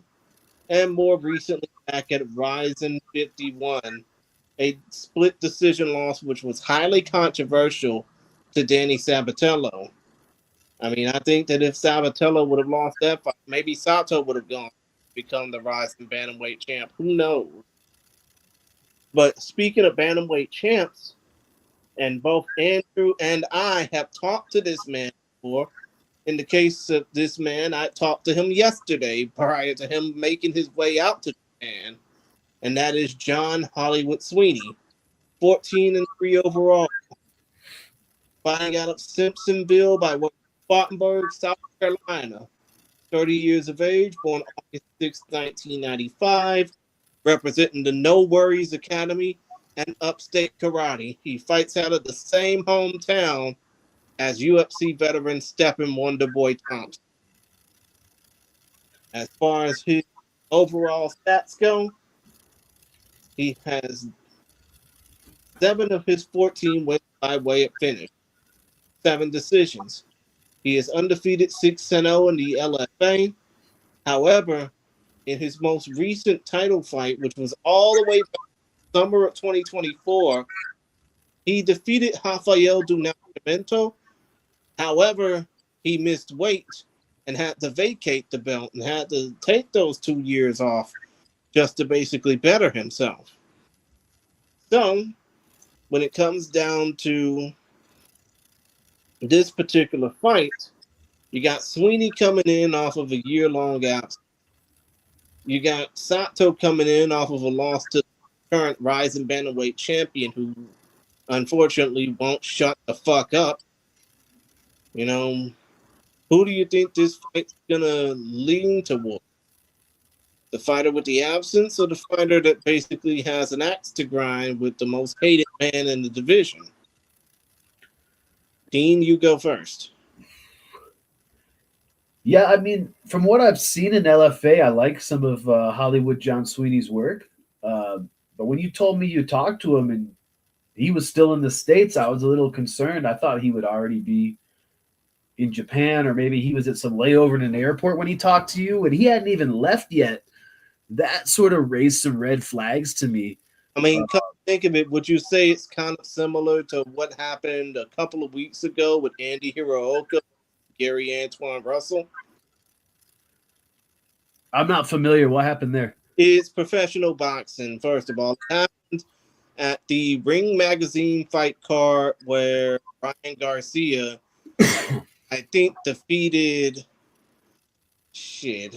But still, though, it was a Ryan Garcia fight card that happened. Okay. Yeah, I saw that one. Las Vegas. But one of the co-main event fights was Gary Antoine Russell versus Andy Hiraoka. Andy's father, Justice Hiraoka, Justice, basically complained that, oh, we got to the States a day before the weigh-in. He wasn't able to basically make weight while on the plane ride, he being Hiraoka, and it just fucked up his performance in the fight. That's like one of like the 4 red flags for Sweeney in this one. So I mean, old man Sato, he's got over 50 fights. He's very experienced. He's very durable. I think he's only been finished 3 times in like 55 fights. He likes to use the leg kick from distance, but he couldn't really do that against Sabatello because he couldn't stop the wrestling. He couldn't stop the takedowns. He likes to put his opponent on the wall, the fence or the ring, whatever it is. He likes the standing elbow when he's allowed to use it. But he can really slow the fight down, and he can take away his opponent's best weapons. Sweeney, he likes to swarm with the big hooks. He's got that good movement. Really likes to bust his opponents up. With that karate background, I'm sure he's got very conditioned to taking the leg kicks. But I can see Sato sort of tying him up, taking away his big punches, taking away his best weapons, and making it kind of a slower paced, grindy old man fight. But there's like 4 things that kind of bother me. He last fought 1 time in 2024. He hasn't fought since he missed weight by like 5 pounds. It's the furthest he's ever traveled. I think it's the only fight outside of his home country, and definitely as far away as you can get going from South Carolina to Japan. So, up in the plane ride, your body's dealing with the altitude. You're in a new country where you're not as familiar with the food or the locations where there can be, saunas or whatnot. It's also could be the biggest crowd he's ever fought in front of as well. So there's like 4 of these variables that if I'd seen Sweeney fight more recently to address any one of those 4 things, then I could feel confident that we're getting 100% of what John Sweeney could bring. But since there's all these variables and red flags, if he's not on top of his game, old man Sato can turn this into a trap fight. He can shut him down, slow the pace down, make it a grindy old man fight, and he can steal the decision. And with all those variables, that's going to be my prediction. Sato by split decision. I see. And RIZIN Zone, since you heard all 4 of those variables, even though you're probably not as familiar with Sweeney, I mean, what say you? What do you think that Sato can do to avoid being lured into Sweeney's trap? Well, I completely agree with Dean, even though indeed I don't really know Sweeney. I watched some of his fights just this week, and he looks good. He looks really good. Good pressure fighter. I think that's like karate background maybe tends to keep his hands a bit low, and Sato is quite skilled at counters. So I think that can be a good way for Sato to grind some points, maybe inflict some damages, and I think that he can try to exhaust Sweeney throughout the fight and take the fight by close decisions. But he will have to be very careful on the first round. Sweeney is very explosive and it can be over quickly. Like even though he's had mostly decisions recently, Sweeney still packs a punch. I think it sure looks like it, and yeah, it could be over quickly, but I think Sato will take it. I see. And I mean, to be honest, when it comes down to Sweeney, Sato basically has been on his nerves as of late. He said that to not only myself, but to Andrew on his podcast, that basically, he's been talking shit. Sato's been talking mad shit about Sweeney. He's basically saying that he's been posting stuff that Sweeney doesn't align with. Basically, it's a means way of saying, talk shit, get hit. I mean, in a way, I don't know how you can say, oh, I want to beat somebody up that's been talking shit when, to be honest, you haven't been on your shit in over a year and a half. And I mean, I'm not trying to say that to be mean.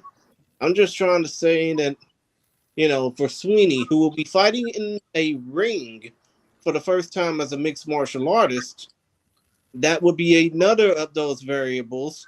Dean, that would be the fifth variable. Dude's never fought in a ring before as a mixed martial artist. He's only fought in a ring as a kickboxer. So that's going to probably be a whole new weird world for him to deal with. But still, though, I think that if Sweeney ends up, falling trap to Sato's, capabilities, it's going to be a very short night. That's why I say that Sato's going to probably win this fight, either via late finish, as in late submission, or by way of a dominant decision.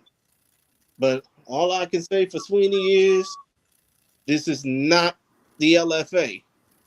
This is not fighting in fucking Spartanburg, South Carolina. No disrespect, man, but, if you basically don't know your answer about RIZIN, you're not going to last long, brother. I hope you understand that. But still, though, enough about me blabbering. I mean, again, if you want to check out the interview, it will be up tomorrow morning. It will be up probably either tomorrow morning or afternoon my time. I just need to work out the kinks and get something edited out on that end first. But still, though, if you check out the podcast version of this episode, which will definitely be out within the next 24 hours after this is over. But still, though, if you check out the audio, you will hear the full and exclusive interview that I had with John Sweeney prior to him taking his flight over to Tokyo and, thinking about how he's going to be fighting this weekend. So be on the listen for that. Now, since we got 3 fights left, let's go ahead and finish off strong.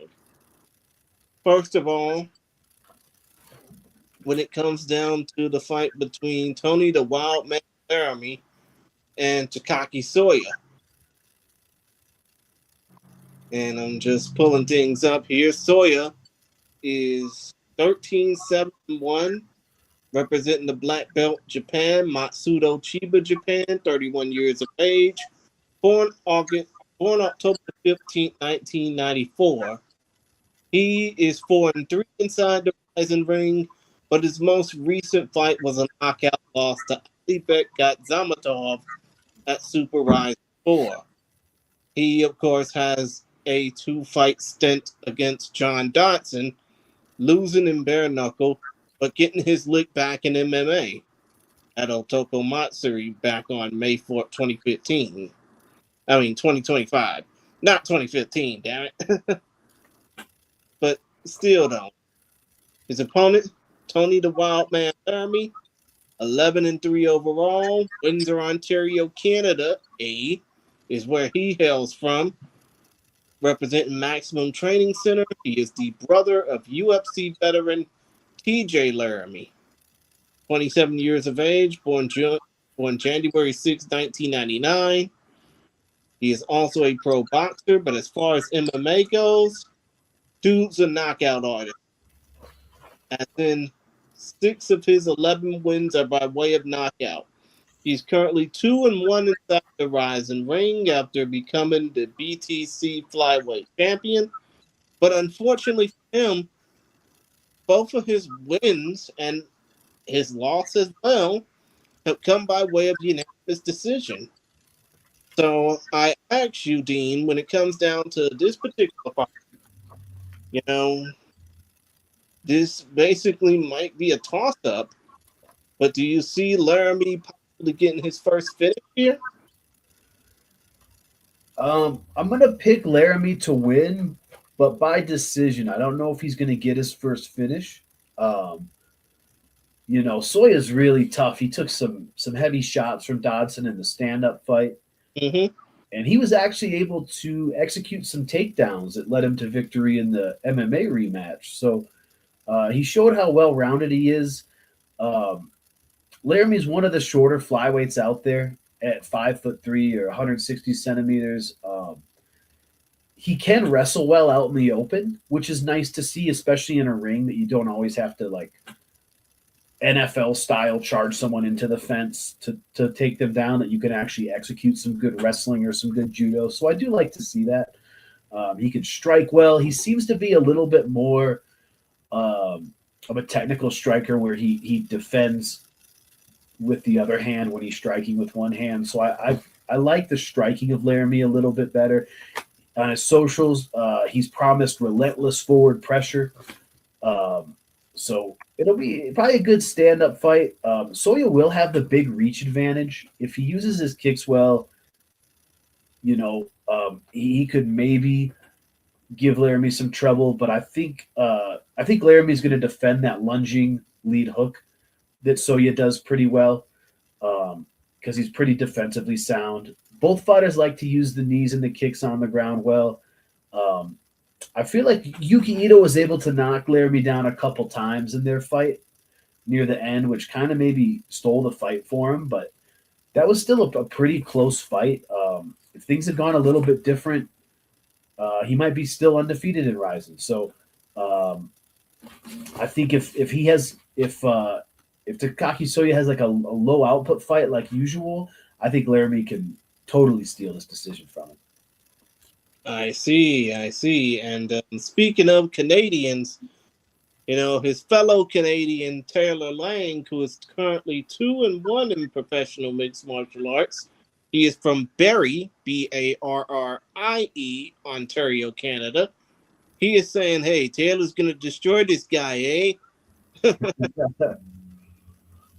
I mean, it's basically exciting to see Canadian pride on display, especially considering the fact that, they are trying now to be more focused on hockey, considering that they lost the Olympics, but still, though, neither here nor there.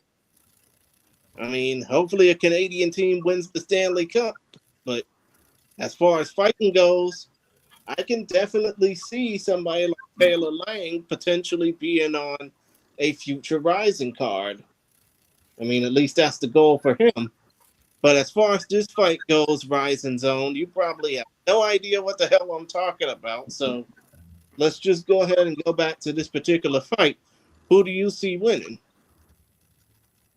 Yeah, no, sadly, France got destroyed in hockey, so I don't have a right to talk on that matter. But no, for this fight, I think what's interesting is that both guys were like on a kind of similar trajectory at some point, I think. Like they were both known as brawlers, like very entertaining fighters. And then they both had a fight which they won, but in which they've mostly showcased their wrestling skills, which has been not the most entertaining for casual audience. So I am very interested to see where these fights go. I think that Laramie is probably gonna search maybe for the ground, I think that he's the better wrestler, even though Soya got his wins against Dodson through that. And yeah, I think Laramie is better in on both aspects of the game, but Soya is very dangerous on the feet. He's very durable, and he has very good knockout power. Like he has great uppercuts, and I think he can really hurt Laramie with this and even finish him. But I think that Laramie will mix well and will start to dominant decision, I think. Understood. And as far as my prediction for this fight goes, I mean, let's just face it. Laramie needs to finish somebody. I mean, I think he's going to have a hard time trying to finish Soya, but I think he's going to probably do that. And, you know, in the way that Taylor Lang is saying, he's going to probably destroy the guy, eh? But if not, it'll probably be another dominant decision for the Canadian Wildman. And I won't be surprised if he wins either way. I think it's either going to be a late second or early third round stoppage, and Taylor will finally get the opportunity to speak to the fans, or it's going to be another unanimous decision victory for him, and his fight time will be cut completely off. Either way, I'm not trying to downplay Soya. Soya has a chance against the Canadian Hyper Bison. But still, though, we got two more fights to talk about. And one of them, well, let's just say you got two guys who are 0-2, and two guys who are currently champions in other promotions. But somebody, though, has got to go. It's Joe Arai versus the Phenom, Jung Kyun Lee. First of all, for Arai, that is Arai for those who try to keep it phonetic. Arai, 17-12-2. Fighting out of Setagaya, Tokyo, Japan, representing Waijutsu Keshukai Arts. He is 28 years of age, born February the 12th, 1998.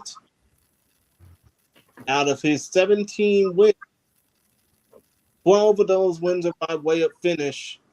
11 of them are by way of knockout. Unfortunately, he is 0-2 in RIZIN. He got knocked out by Hiroya Koto back at RIZIN 45. He got knocked out by Nkazimulo Zulu at RIZIN 48. He has since bounced back with a decision win over Koyuru Tanoue. Koyurutanoue. That's how you spell his name. But still, though, point of the matter is, he fought in Shudo more recently as November of last year, and he is a former Shudo flyweight champion at 125 pounds. As far as the opponent, who is also 0-2 in RIZIN goes, Jung Kyun Lee, 7-3 overall, fighting out of Seoul, South Korea, 23 years of age, born September 19th, 2002. They grow up so fast.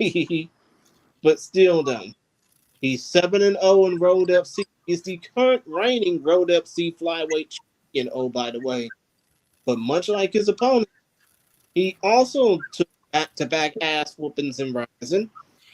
In this case, it was a arm triangle choke submission loss to Makoto Shinryu Takahashi. Yes, Andrew, if you're still watching, I'm still going by the dude's full name. And he went and got knocked out by Yuki Ito via ground elbow at RIZIN Landmark 10 back in Nagoya, all the way back in November of 2024. So, yeah. I guess in this case, so-and-so really has to go. But, Dean, what say you? Who gets the better edge to add that one to their RIZIN level? You know, it's interesting because they're both pressure fighters. They're both kind of pressure boxers. They're both not so great on the ground. But the fight with Arai and Hiroya, it kind of showed that you could still make an exciting fight. even when maybe they don't have the best records or the best ground games, if it's two stand-up guys who are going to trade, you can still get an exciting fight, maybe a good finish out of it. And that's what I think is going to happen here. Arai likes to pressure box. He likes to bang. He's got some decent head movement, some decent slips. Lee Jin Hung is kind of a pressure boxer as well. He's a little bit more patient. He'll throw the occasional naked kick or like jumping or flying kick or knee, but those should be really cool things, but he kind of does them on their own, not really set up, so they kind of have a low probability of landing. He'll do them late in the fight when both fighters are tired, and you can kind of see it coming. So I don't know if that's kind of stuff's really going to help him. But he is only, I think, 23 years old, so we could see some improvement out of him since last time we saw him fight in Road FC. I think the power edge is going to go to Arai, and he likes to bang it out in the pocket, so I think he can pull off the upset here. I'm going to go with Joe Arai by decision or a late stoppage. I see. And RIZIN Zone, what say you? Who's going to be the first to get there first? I agree, man. I go with Arai. Never give up. Jude went on one of the craziest comeback career I ever saw. From I think it was 9 defeats in a row to 10 victories in a row and double champs in Shuto. So insane. And I think he's gonna get it. He's got the better pressure. I think. Is going to be able to grind Lee against the wall, against the ring. Sorry. Up is how we say it here in North America. My bad. He showed quite well. It was in a cage, but in his last fight, Arai showed pretty good wrestling against the cage, with a good use of the groundless strike as well. So I think that Arai is gonna just grind Lee and get maybe a late stoppage. Though he will have to be very careful on the high kicks. He doesn't defend very well those kind of strikes, and Lee got some finish via head kicks, so he will have to be careful on that. Mm-hmm. And I'll say this when it comes down to this particular fight, it's like you said, RIZIN Zone. Arai had to basically go from insurmountable odds, go from a 9-fight losing streak to winning 10 of his next 11. Really, he's won 11 of his last 14, to be honest. And I think that he should be accredited for that. I think that he should be applauded for that. But in a way, when it comes down to this particular fight, it's going to be hard to match wit for wit when you got a guy on the other side of the ring that just wants to basically improve on his 3-fight winning streak, even if all 3 most recent wins since fighting in RIZIN have all come via unanimous or majority decision, with 2 of those being for the Road FC title. So I'm going to go ahead and say that the Phenom is going to get stomped in this one. And I think that Arai probably is going to be the one to knock him out. Maybe in the 3rd round, or maybe win via brutal, unanimous decision. That's how I see it.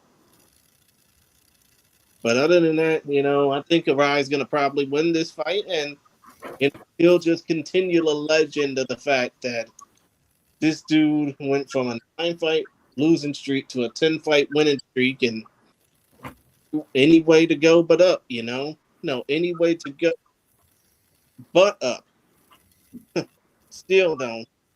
Point is, got one more fight to talk about. And I think that it's gonna be because I basically jotted it down as 2 young fighters despite a 10-year age gap with strong future upside.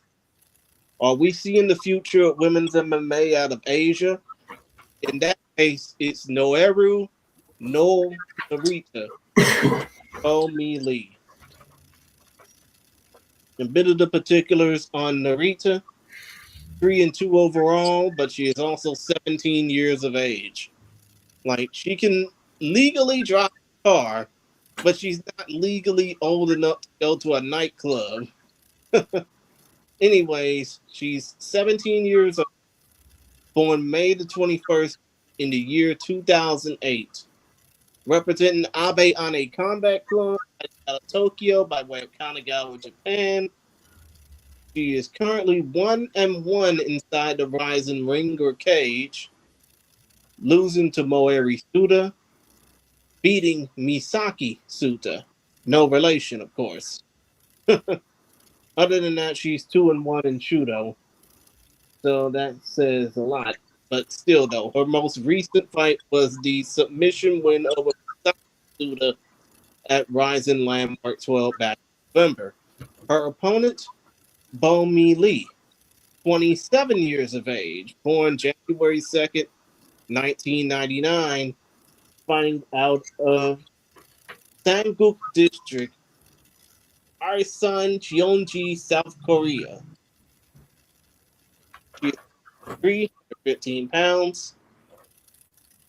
She basically lost her first RIZIN fight back at RIZIN Landmark 12, Kate Lotus, back on November 7th, after scoring her first 3 wins in Road FC competition, all via second round finish, a submission and 2 KOs. So when it comes down to this fight, I ask again, Dean, do you think that the future of women's MMA is levitating off of this particular fight? Before you answer that, you said, well, Noelle left AACC with Hamasaki and the other.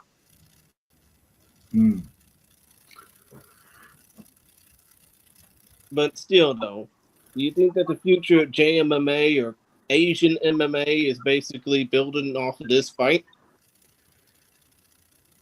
To quote Matthew McConaughey from True Detective, time is a flat circle.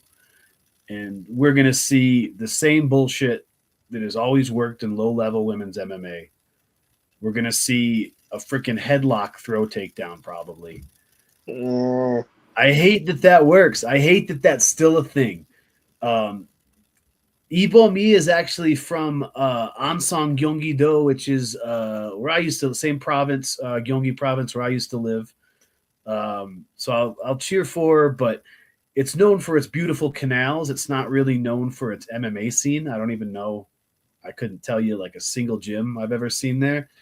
In her Road FC fight, she looks like she's going to be an athletic striker. She starts bouncing around and moving really well. And you're thinking like, okay, she's going to be pretty good. And then the exchange starts and you're like, oh my God. It's got to be frustrating for her coaches to watch. Andrew's trying to get me in trouble.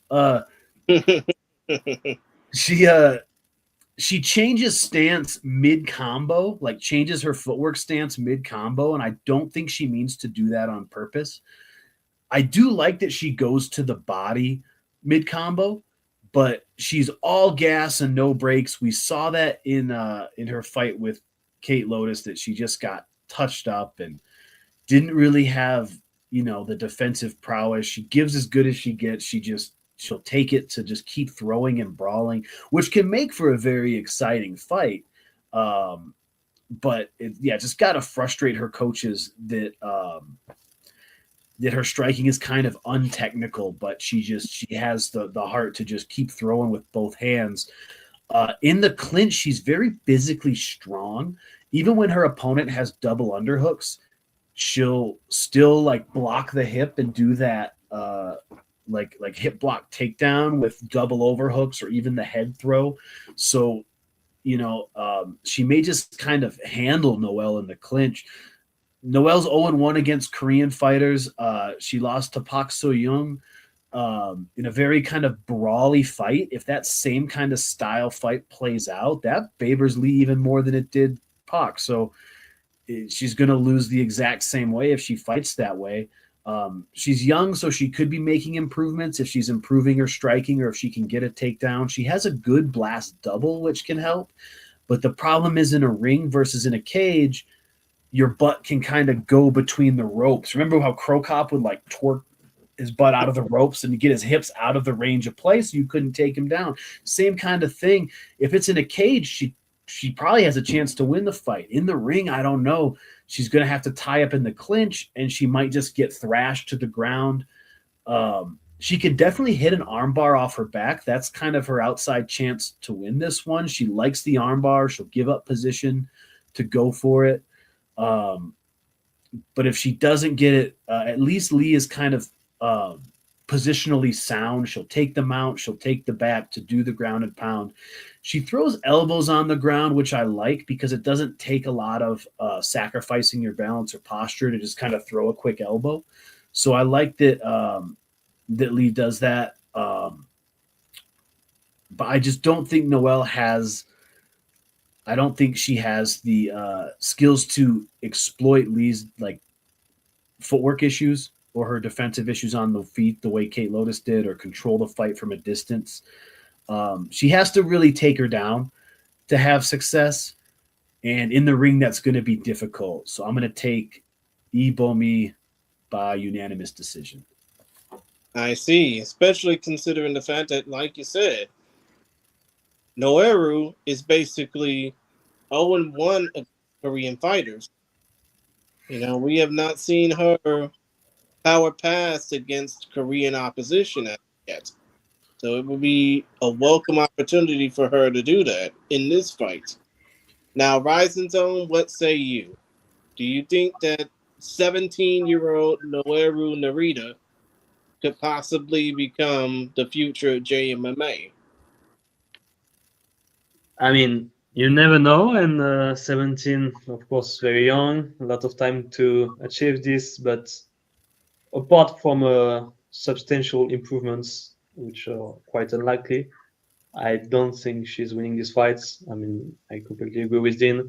One thing you cannot not give to Lee is that she throws volume, she pressure, and I think that even if Noelle tries to engage in a clinch, get takedowns or a throw out of that, I think she has neither the physical or the technical advantage to get her to the ground. So yeah, I think that's Lee will skip it on the feet, pressure her, and maybe get a late stoppage, maybe late TKO, maybe by swarming her. So yeah. Well, I'm going to go ahead and agree with Dean here.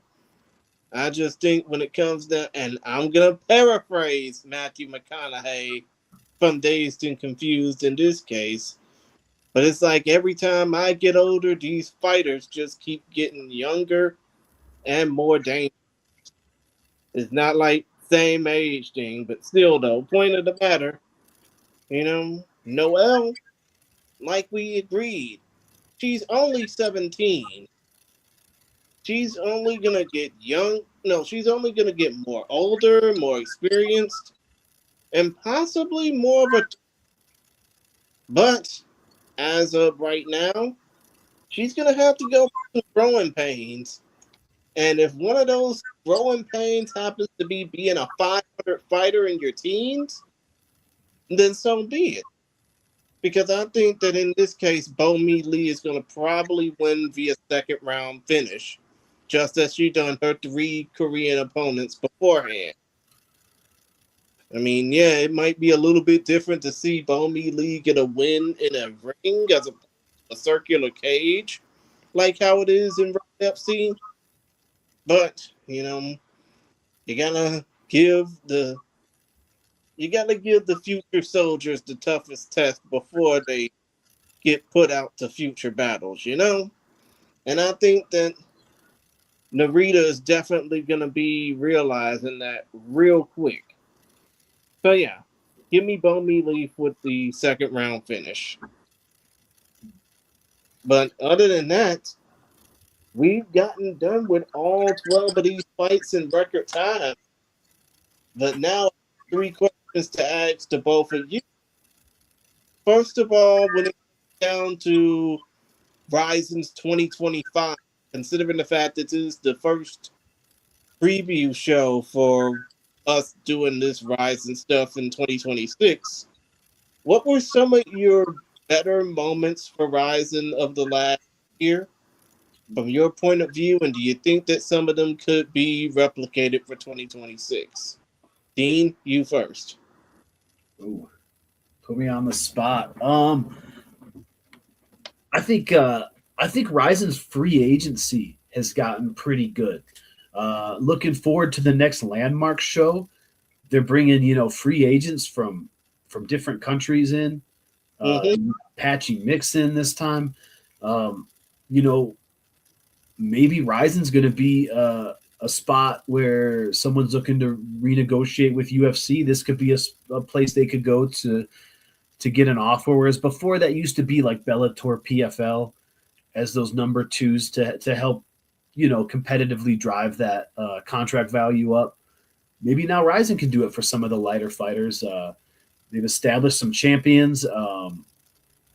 It's nice to see Shadalayev get his recognition and people putting him in the rankings. Even when BELLATOR was number 2, they still had like 1 or 2 of the top 10, top 15 fighters in the world rankings. So it'd be nice to, not see UFC dominate those lighter weight classes and just have 10 of 10 of all the ranked fighters and create a monopoly, because honestly, they're not doing much with their monopoly. They're making their product even more watered down than it ever has been before. So I like seeing the competition. I like seeing, if that can spur a little bit better cards out there. I see. And RIZIN's own, I know that you probably have been doing a lot to relay the information of this promotion in French, but from your point of view, what has been one of the better moments in RIZIN for your good experience in 2025? And do you think that it could be replicated in 2026? Yeah, well, I think that, of course, the main selling points of RIZIN is its production, its scenography, it's how it makes things differently, how it's make like every fight feel special. Like contrary to UFC, which became more bland, more neutral, RIZIN is really making something special, and I think that it's especially appealing to a Western audience, like the Otoko Matsuri, all the production around it, like the traditional vibe. I think it was really special, and again, a lot of people that are even not into MMA at all, they saw this kind of thing and they were like, "Oh, that's so cool, man! How can I follow this?" Because yeah, it's kind of like a bit. It has all the advantage of the WWE with all the production, all the storytelling, but at the same time, it's real fights and it's real athleticism and it's real levels. So yeah, I think that RIZIN should continue to really push through to this kind of events. The opening ceremony of the New Year's Eve was incredible. They should really continue to push for that, to push for better spectacle, and I think that's how they're gonna end up get their audience and their international audience especially. And I mean, come to think of it, when it came down to that most recent event on New Year's Eve, you could even say it felt like a high-profile production. It felt like a movie almost. Yeah, clearly. I mean, the trailers was even which as I'm not a big fan of Miku Asakura, but even I had the goosebumps when his little passage with the reinterpretation of his song "Battle Scars" went on. I mean, it was something, man, and it was huge, and it's a great way to hype things up before a card.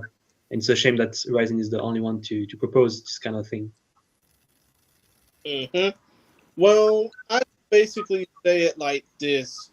When it comes down to what I thought was one of the better moments of the year, I mean, it would have to do with just basic matchmaking. You got Shadalayev steamrolling through opponents. You got, Danny Sabatello being on hot shit and just basically showing that he can be one of the better fighters in the world without, trying to hype his own ass up. But still, though, You even also got what Rock was trying to do with the heavyweight division, even though the heavyweight Grand Prix left a very sour taste in people's mouths. But still, though, when it came down to RIZIN and matchmaking, they probably done a hell of a lot better compared to other promotions. I mean, it's like you said, Dean, the UFC has been very bland and fallen off as of late. Especially considering the fact that they haven't done really much of shit when it comes down to certain divisions. Whereas promotions like Rock, the PFL, and even Hexagon and Octagon and Brave CF have been taken advantage of. But I do think that in order for RIZIN to be the number 2 promotion in the world this year, they'll have to continue with the same formula that matchmaking worked so well last year. It's just the fact that they don't really need to do the heavyweight division if they don't want to, because if the supposed fight between Ryan Bader and the Russian that Grand Prix ends up being a dud, then there's going to be no caring about the heavyweight division going forward. But if they can make that fun and interesting, you're going to see a lot more fighting from the heavier weight classes they desperately need going over there. I mean, are we all in agreement on that? Yeah, clearly. But I think it's kind of the last chance of making heavyweights entertaining and appealing, at least to the Japanese public. And as you said, if this fail, I say stay on the lighter class, not above 155, maybe 170, but they will have to bring more foreign fighters. And yeah, focus on that, because that's where they are the best, and that's where they have the best level. I mean, if anything, they're thinking about bringing more international fighters. I mean, you got Ryan McKee on the free agency market. You got Jeremy JBC Kennedy on the free agency market. You even got Reese Lightning McLaren, who was a damn star in that one, being a star over there as well. I mean, potentially wanting to go over to Japan and be a star over there. I mean, Dean, it's like you said, the next card after this, which is RIZIN Landmark 13, is chock full of free from other promotions. So, that's going to be interesting to see that as well. I wouldn't mind seeing a Grand Prix this year, too. Featherweight, it's been a long time. It's been like 15 years since there was a big featherweight Grand Prix. As far as heavyweight, I would rather see an open weight fight than a heavyweight fight. I'd rather see like 1 or 2 weight classes apart, just over 160 versus anybody in heavyweight. Give me like Cena Caribbean versus Miku Asakura or some bullshit like that. Fuck Cena Caribbean.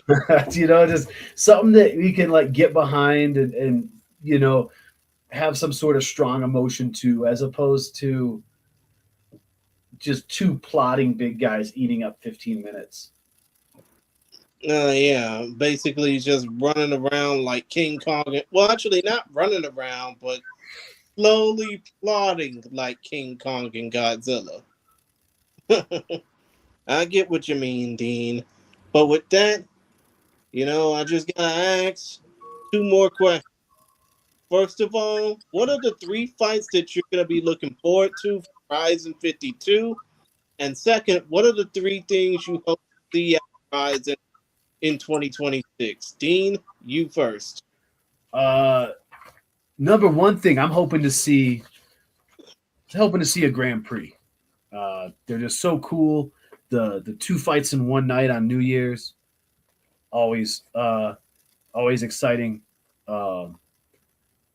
I hope that we get to see Yaman come back. Seeing him with like the tubes in his face was a real hard look, man. I kind of wish they'd done more of like a video package instead of like a live appearance for him. That was tough to see. So I hope, at least we can see him looking better, or see him in the ring, and then maybe one of these grudge matches with Ren. If anything, we know it's going to draw some eyes and make some money, and keep them financially healthy. For this card, there's a lot of good fights, man.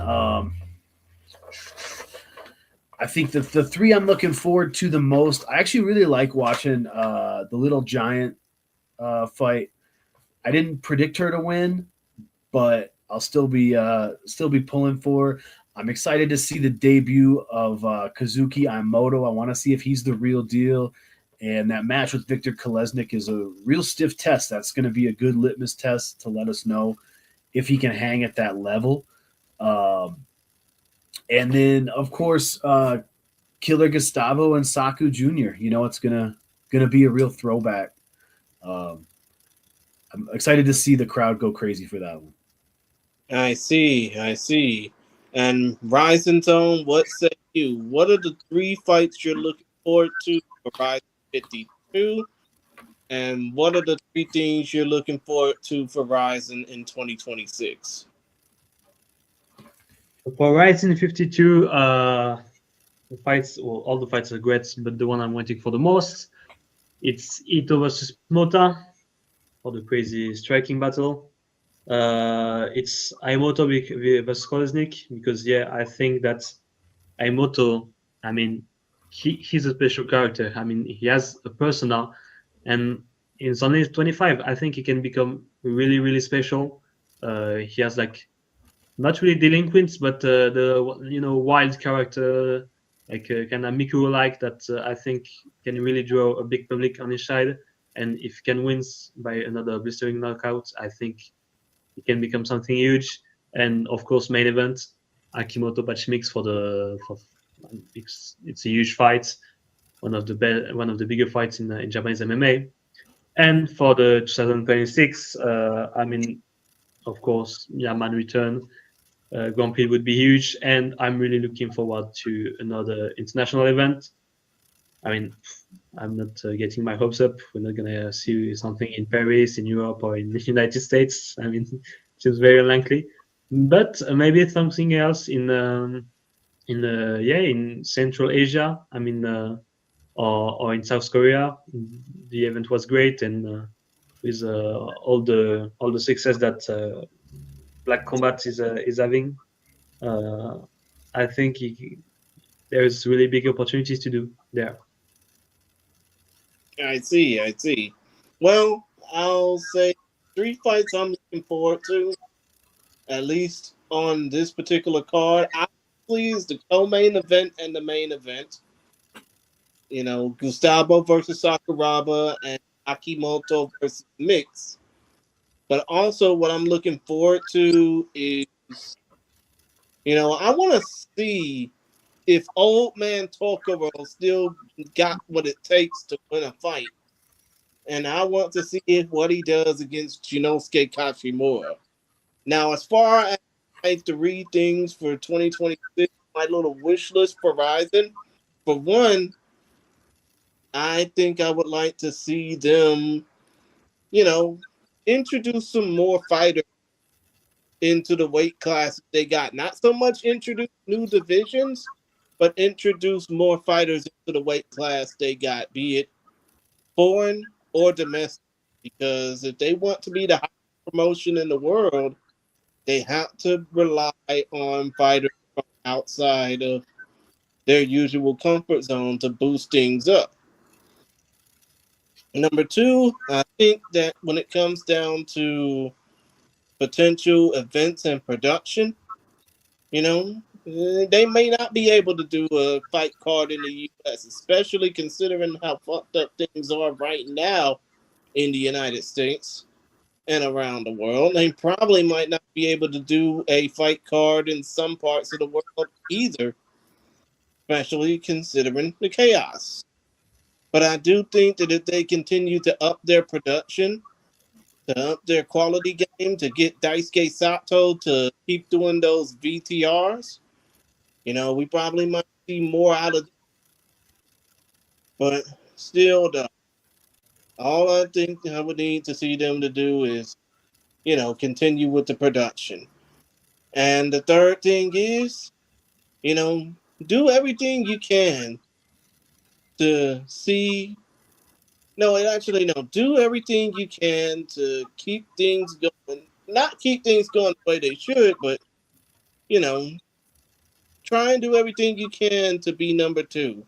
If you can't be where the UFC is at, do everything you can to be the best number two promotion since Pride. That's all I gotta say about that. Production, boosting the fighters. Well, actually, no. Boosting the fighter quality, boosting the production quality. Just be the best number two they can be. I'm not trying to say they can go out and be shit, but still, though, just go ahead and be that best number two. Now, before we close things out, I would just like to give an opportunity to give both of y'all the opportunity. To give both of y'all a chance to put yourselves over. Dean, what say you? How can people get in contact with you? You can catch me Friday nights at Open Mat, Sunday morning at Open Mat. We got ADCC legend Jeff Glover coming in this week. So if you're in Colorado, if you're out west, bring your gi. Come train with us. But as far as social media goes, which you only have a little bit of, I'm banned. I'm banned on all forms of social media. Whoa. You can catch me on the Obscure Combat Sports Radio page, on the MMABuzz.com page on Facebook. Contribute to those and contribute to some of the RIZIN coverage. So usually in those platforms, and then on the RIZIN Discord chat. Yeah, of course. The RIZIN FF Fans Discord, where all like-minded fans of fight sports should go to. If you check out the audio version or this video version, which I hope you're subscribed to the channel right now, you can check out the link in the description, or at least I will edit that link and put it in the description. But still, though, point of the matter is you should check out the RIZIN FF Fans Discord. Now, RIZIN Zone, what say you? How can people get in touch with you? Well, I'm mostly on Twitter and at RIZIN Zone. And I also have a website. Its contents are mostly in French for now. But the articles have also an English version. Right now, because of the studies, I don't publish too much, but I will try to kind of up the things up. Maybe I will publish for sure a debut article of RIZIN 52 and try to propose some more things. So yeah, really hoping to see you there, and thank you for listening to this. I see. And so I guess that leaves me. Well, first of all, I'm just blessed and thankful to continue doing this. Now my 5th year of doing this podcast, but still, though, it comes down to, continuing to talk about this. I'm just happy to keep it going. Now, as far as this event goes, you can check out RIZIN 52 on RIZIN.tv, and the start time for that will be midnight Eastern, 9 Pacific. This weekend, this Saturday, if you're a little bit later into the night or, early into the night, it'll be Friday. But still, though, point of the matter is, if you check out this event, you won't be disappointed. 12 fights, well worth your time. And as far as the links for my show, you can check them out. Well, first of all, I hope if you're watching this video, you're subscribed to the YouTube channel. Second of all, I hope that when it comes down to the links that you're checking out, you can check out my links in the description, and hopefully you'll be able to check those out and, contribute to my cause, however meager they may be. But still, though, other than that, I mean, I have trouble ending this show sometimes. I know normally when it comes down to the fight sports, well, actually, when it comes down to the world of fight sports, you can check out Andrew Benjamin over on the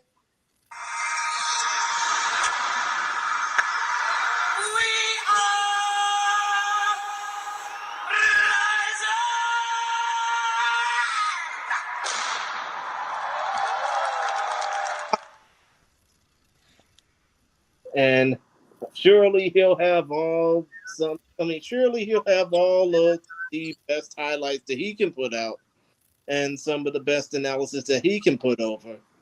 And of course, if Jay Wolf was here, he would say, "Pride FC never died. Pride is rising." But still, though, point of the matter is, we hope you check out RIZIN 52. We hope you check out all of what RIZIN has in store in 2026. And hopefully, next time we will do this, which will be the review version of this, we hope y'all will check us out and continue to give us the opportunity to be a part of your great entertainment options.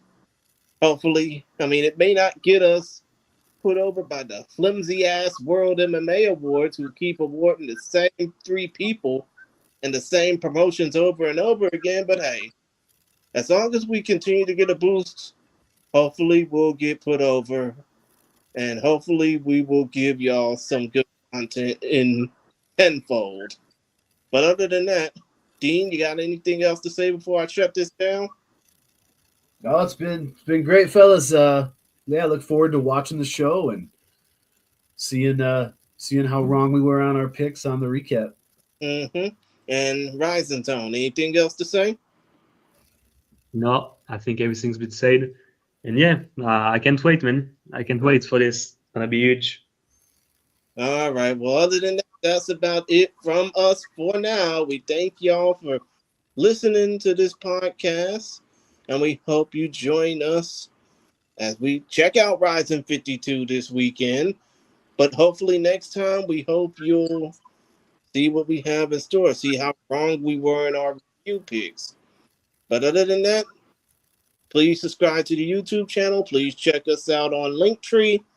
You know, do everything you can to help boost us up, because if you all help us out, we will help you out in tenfold. Other than that, that's about it from us for now. We thank y'all for listening to Focus Fights Audio. We'll try and do better the next time. For RIZIN Zone and Dean Burley, I bid y'all adieu, and we will talk to y'all next time. Deuces, and we are out. Later.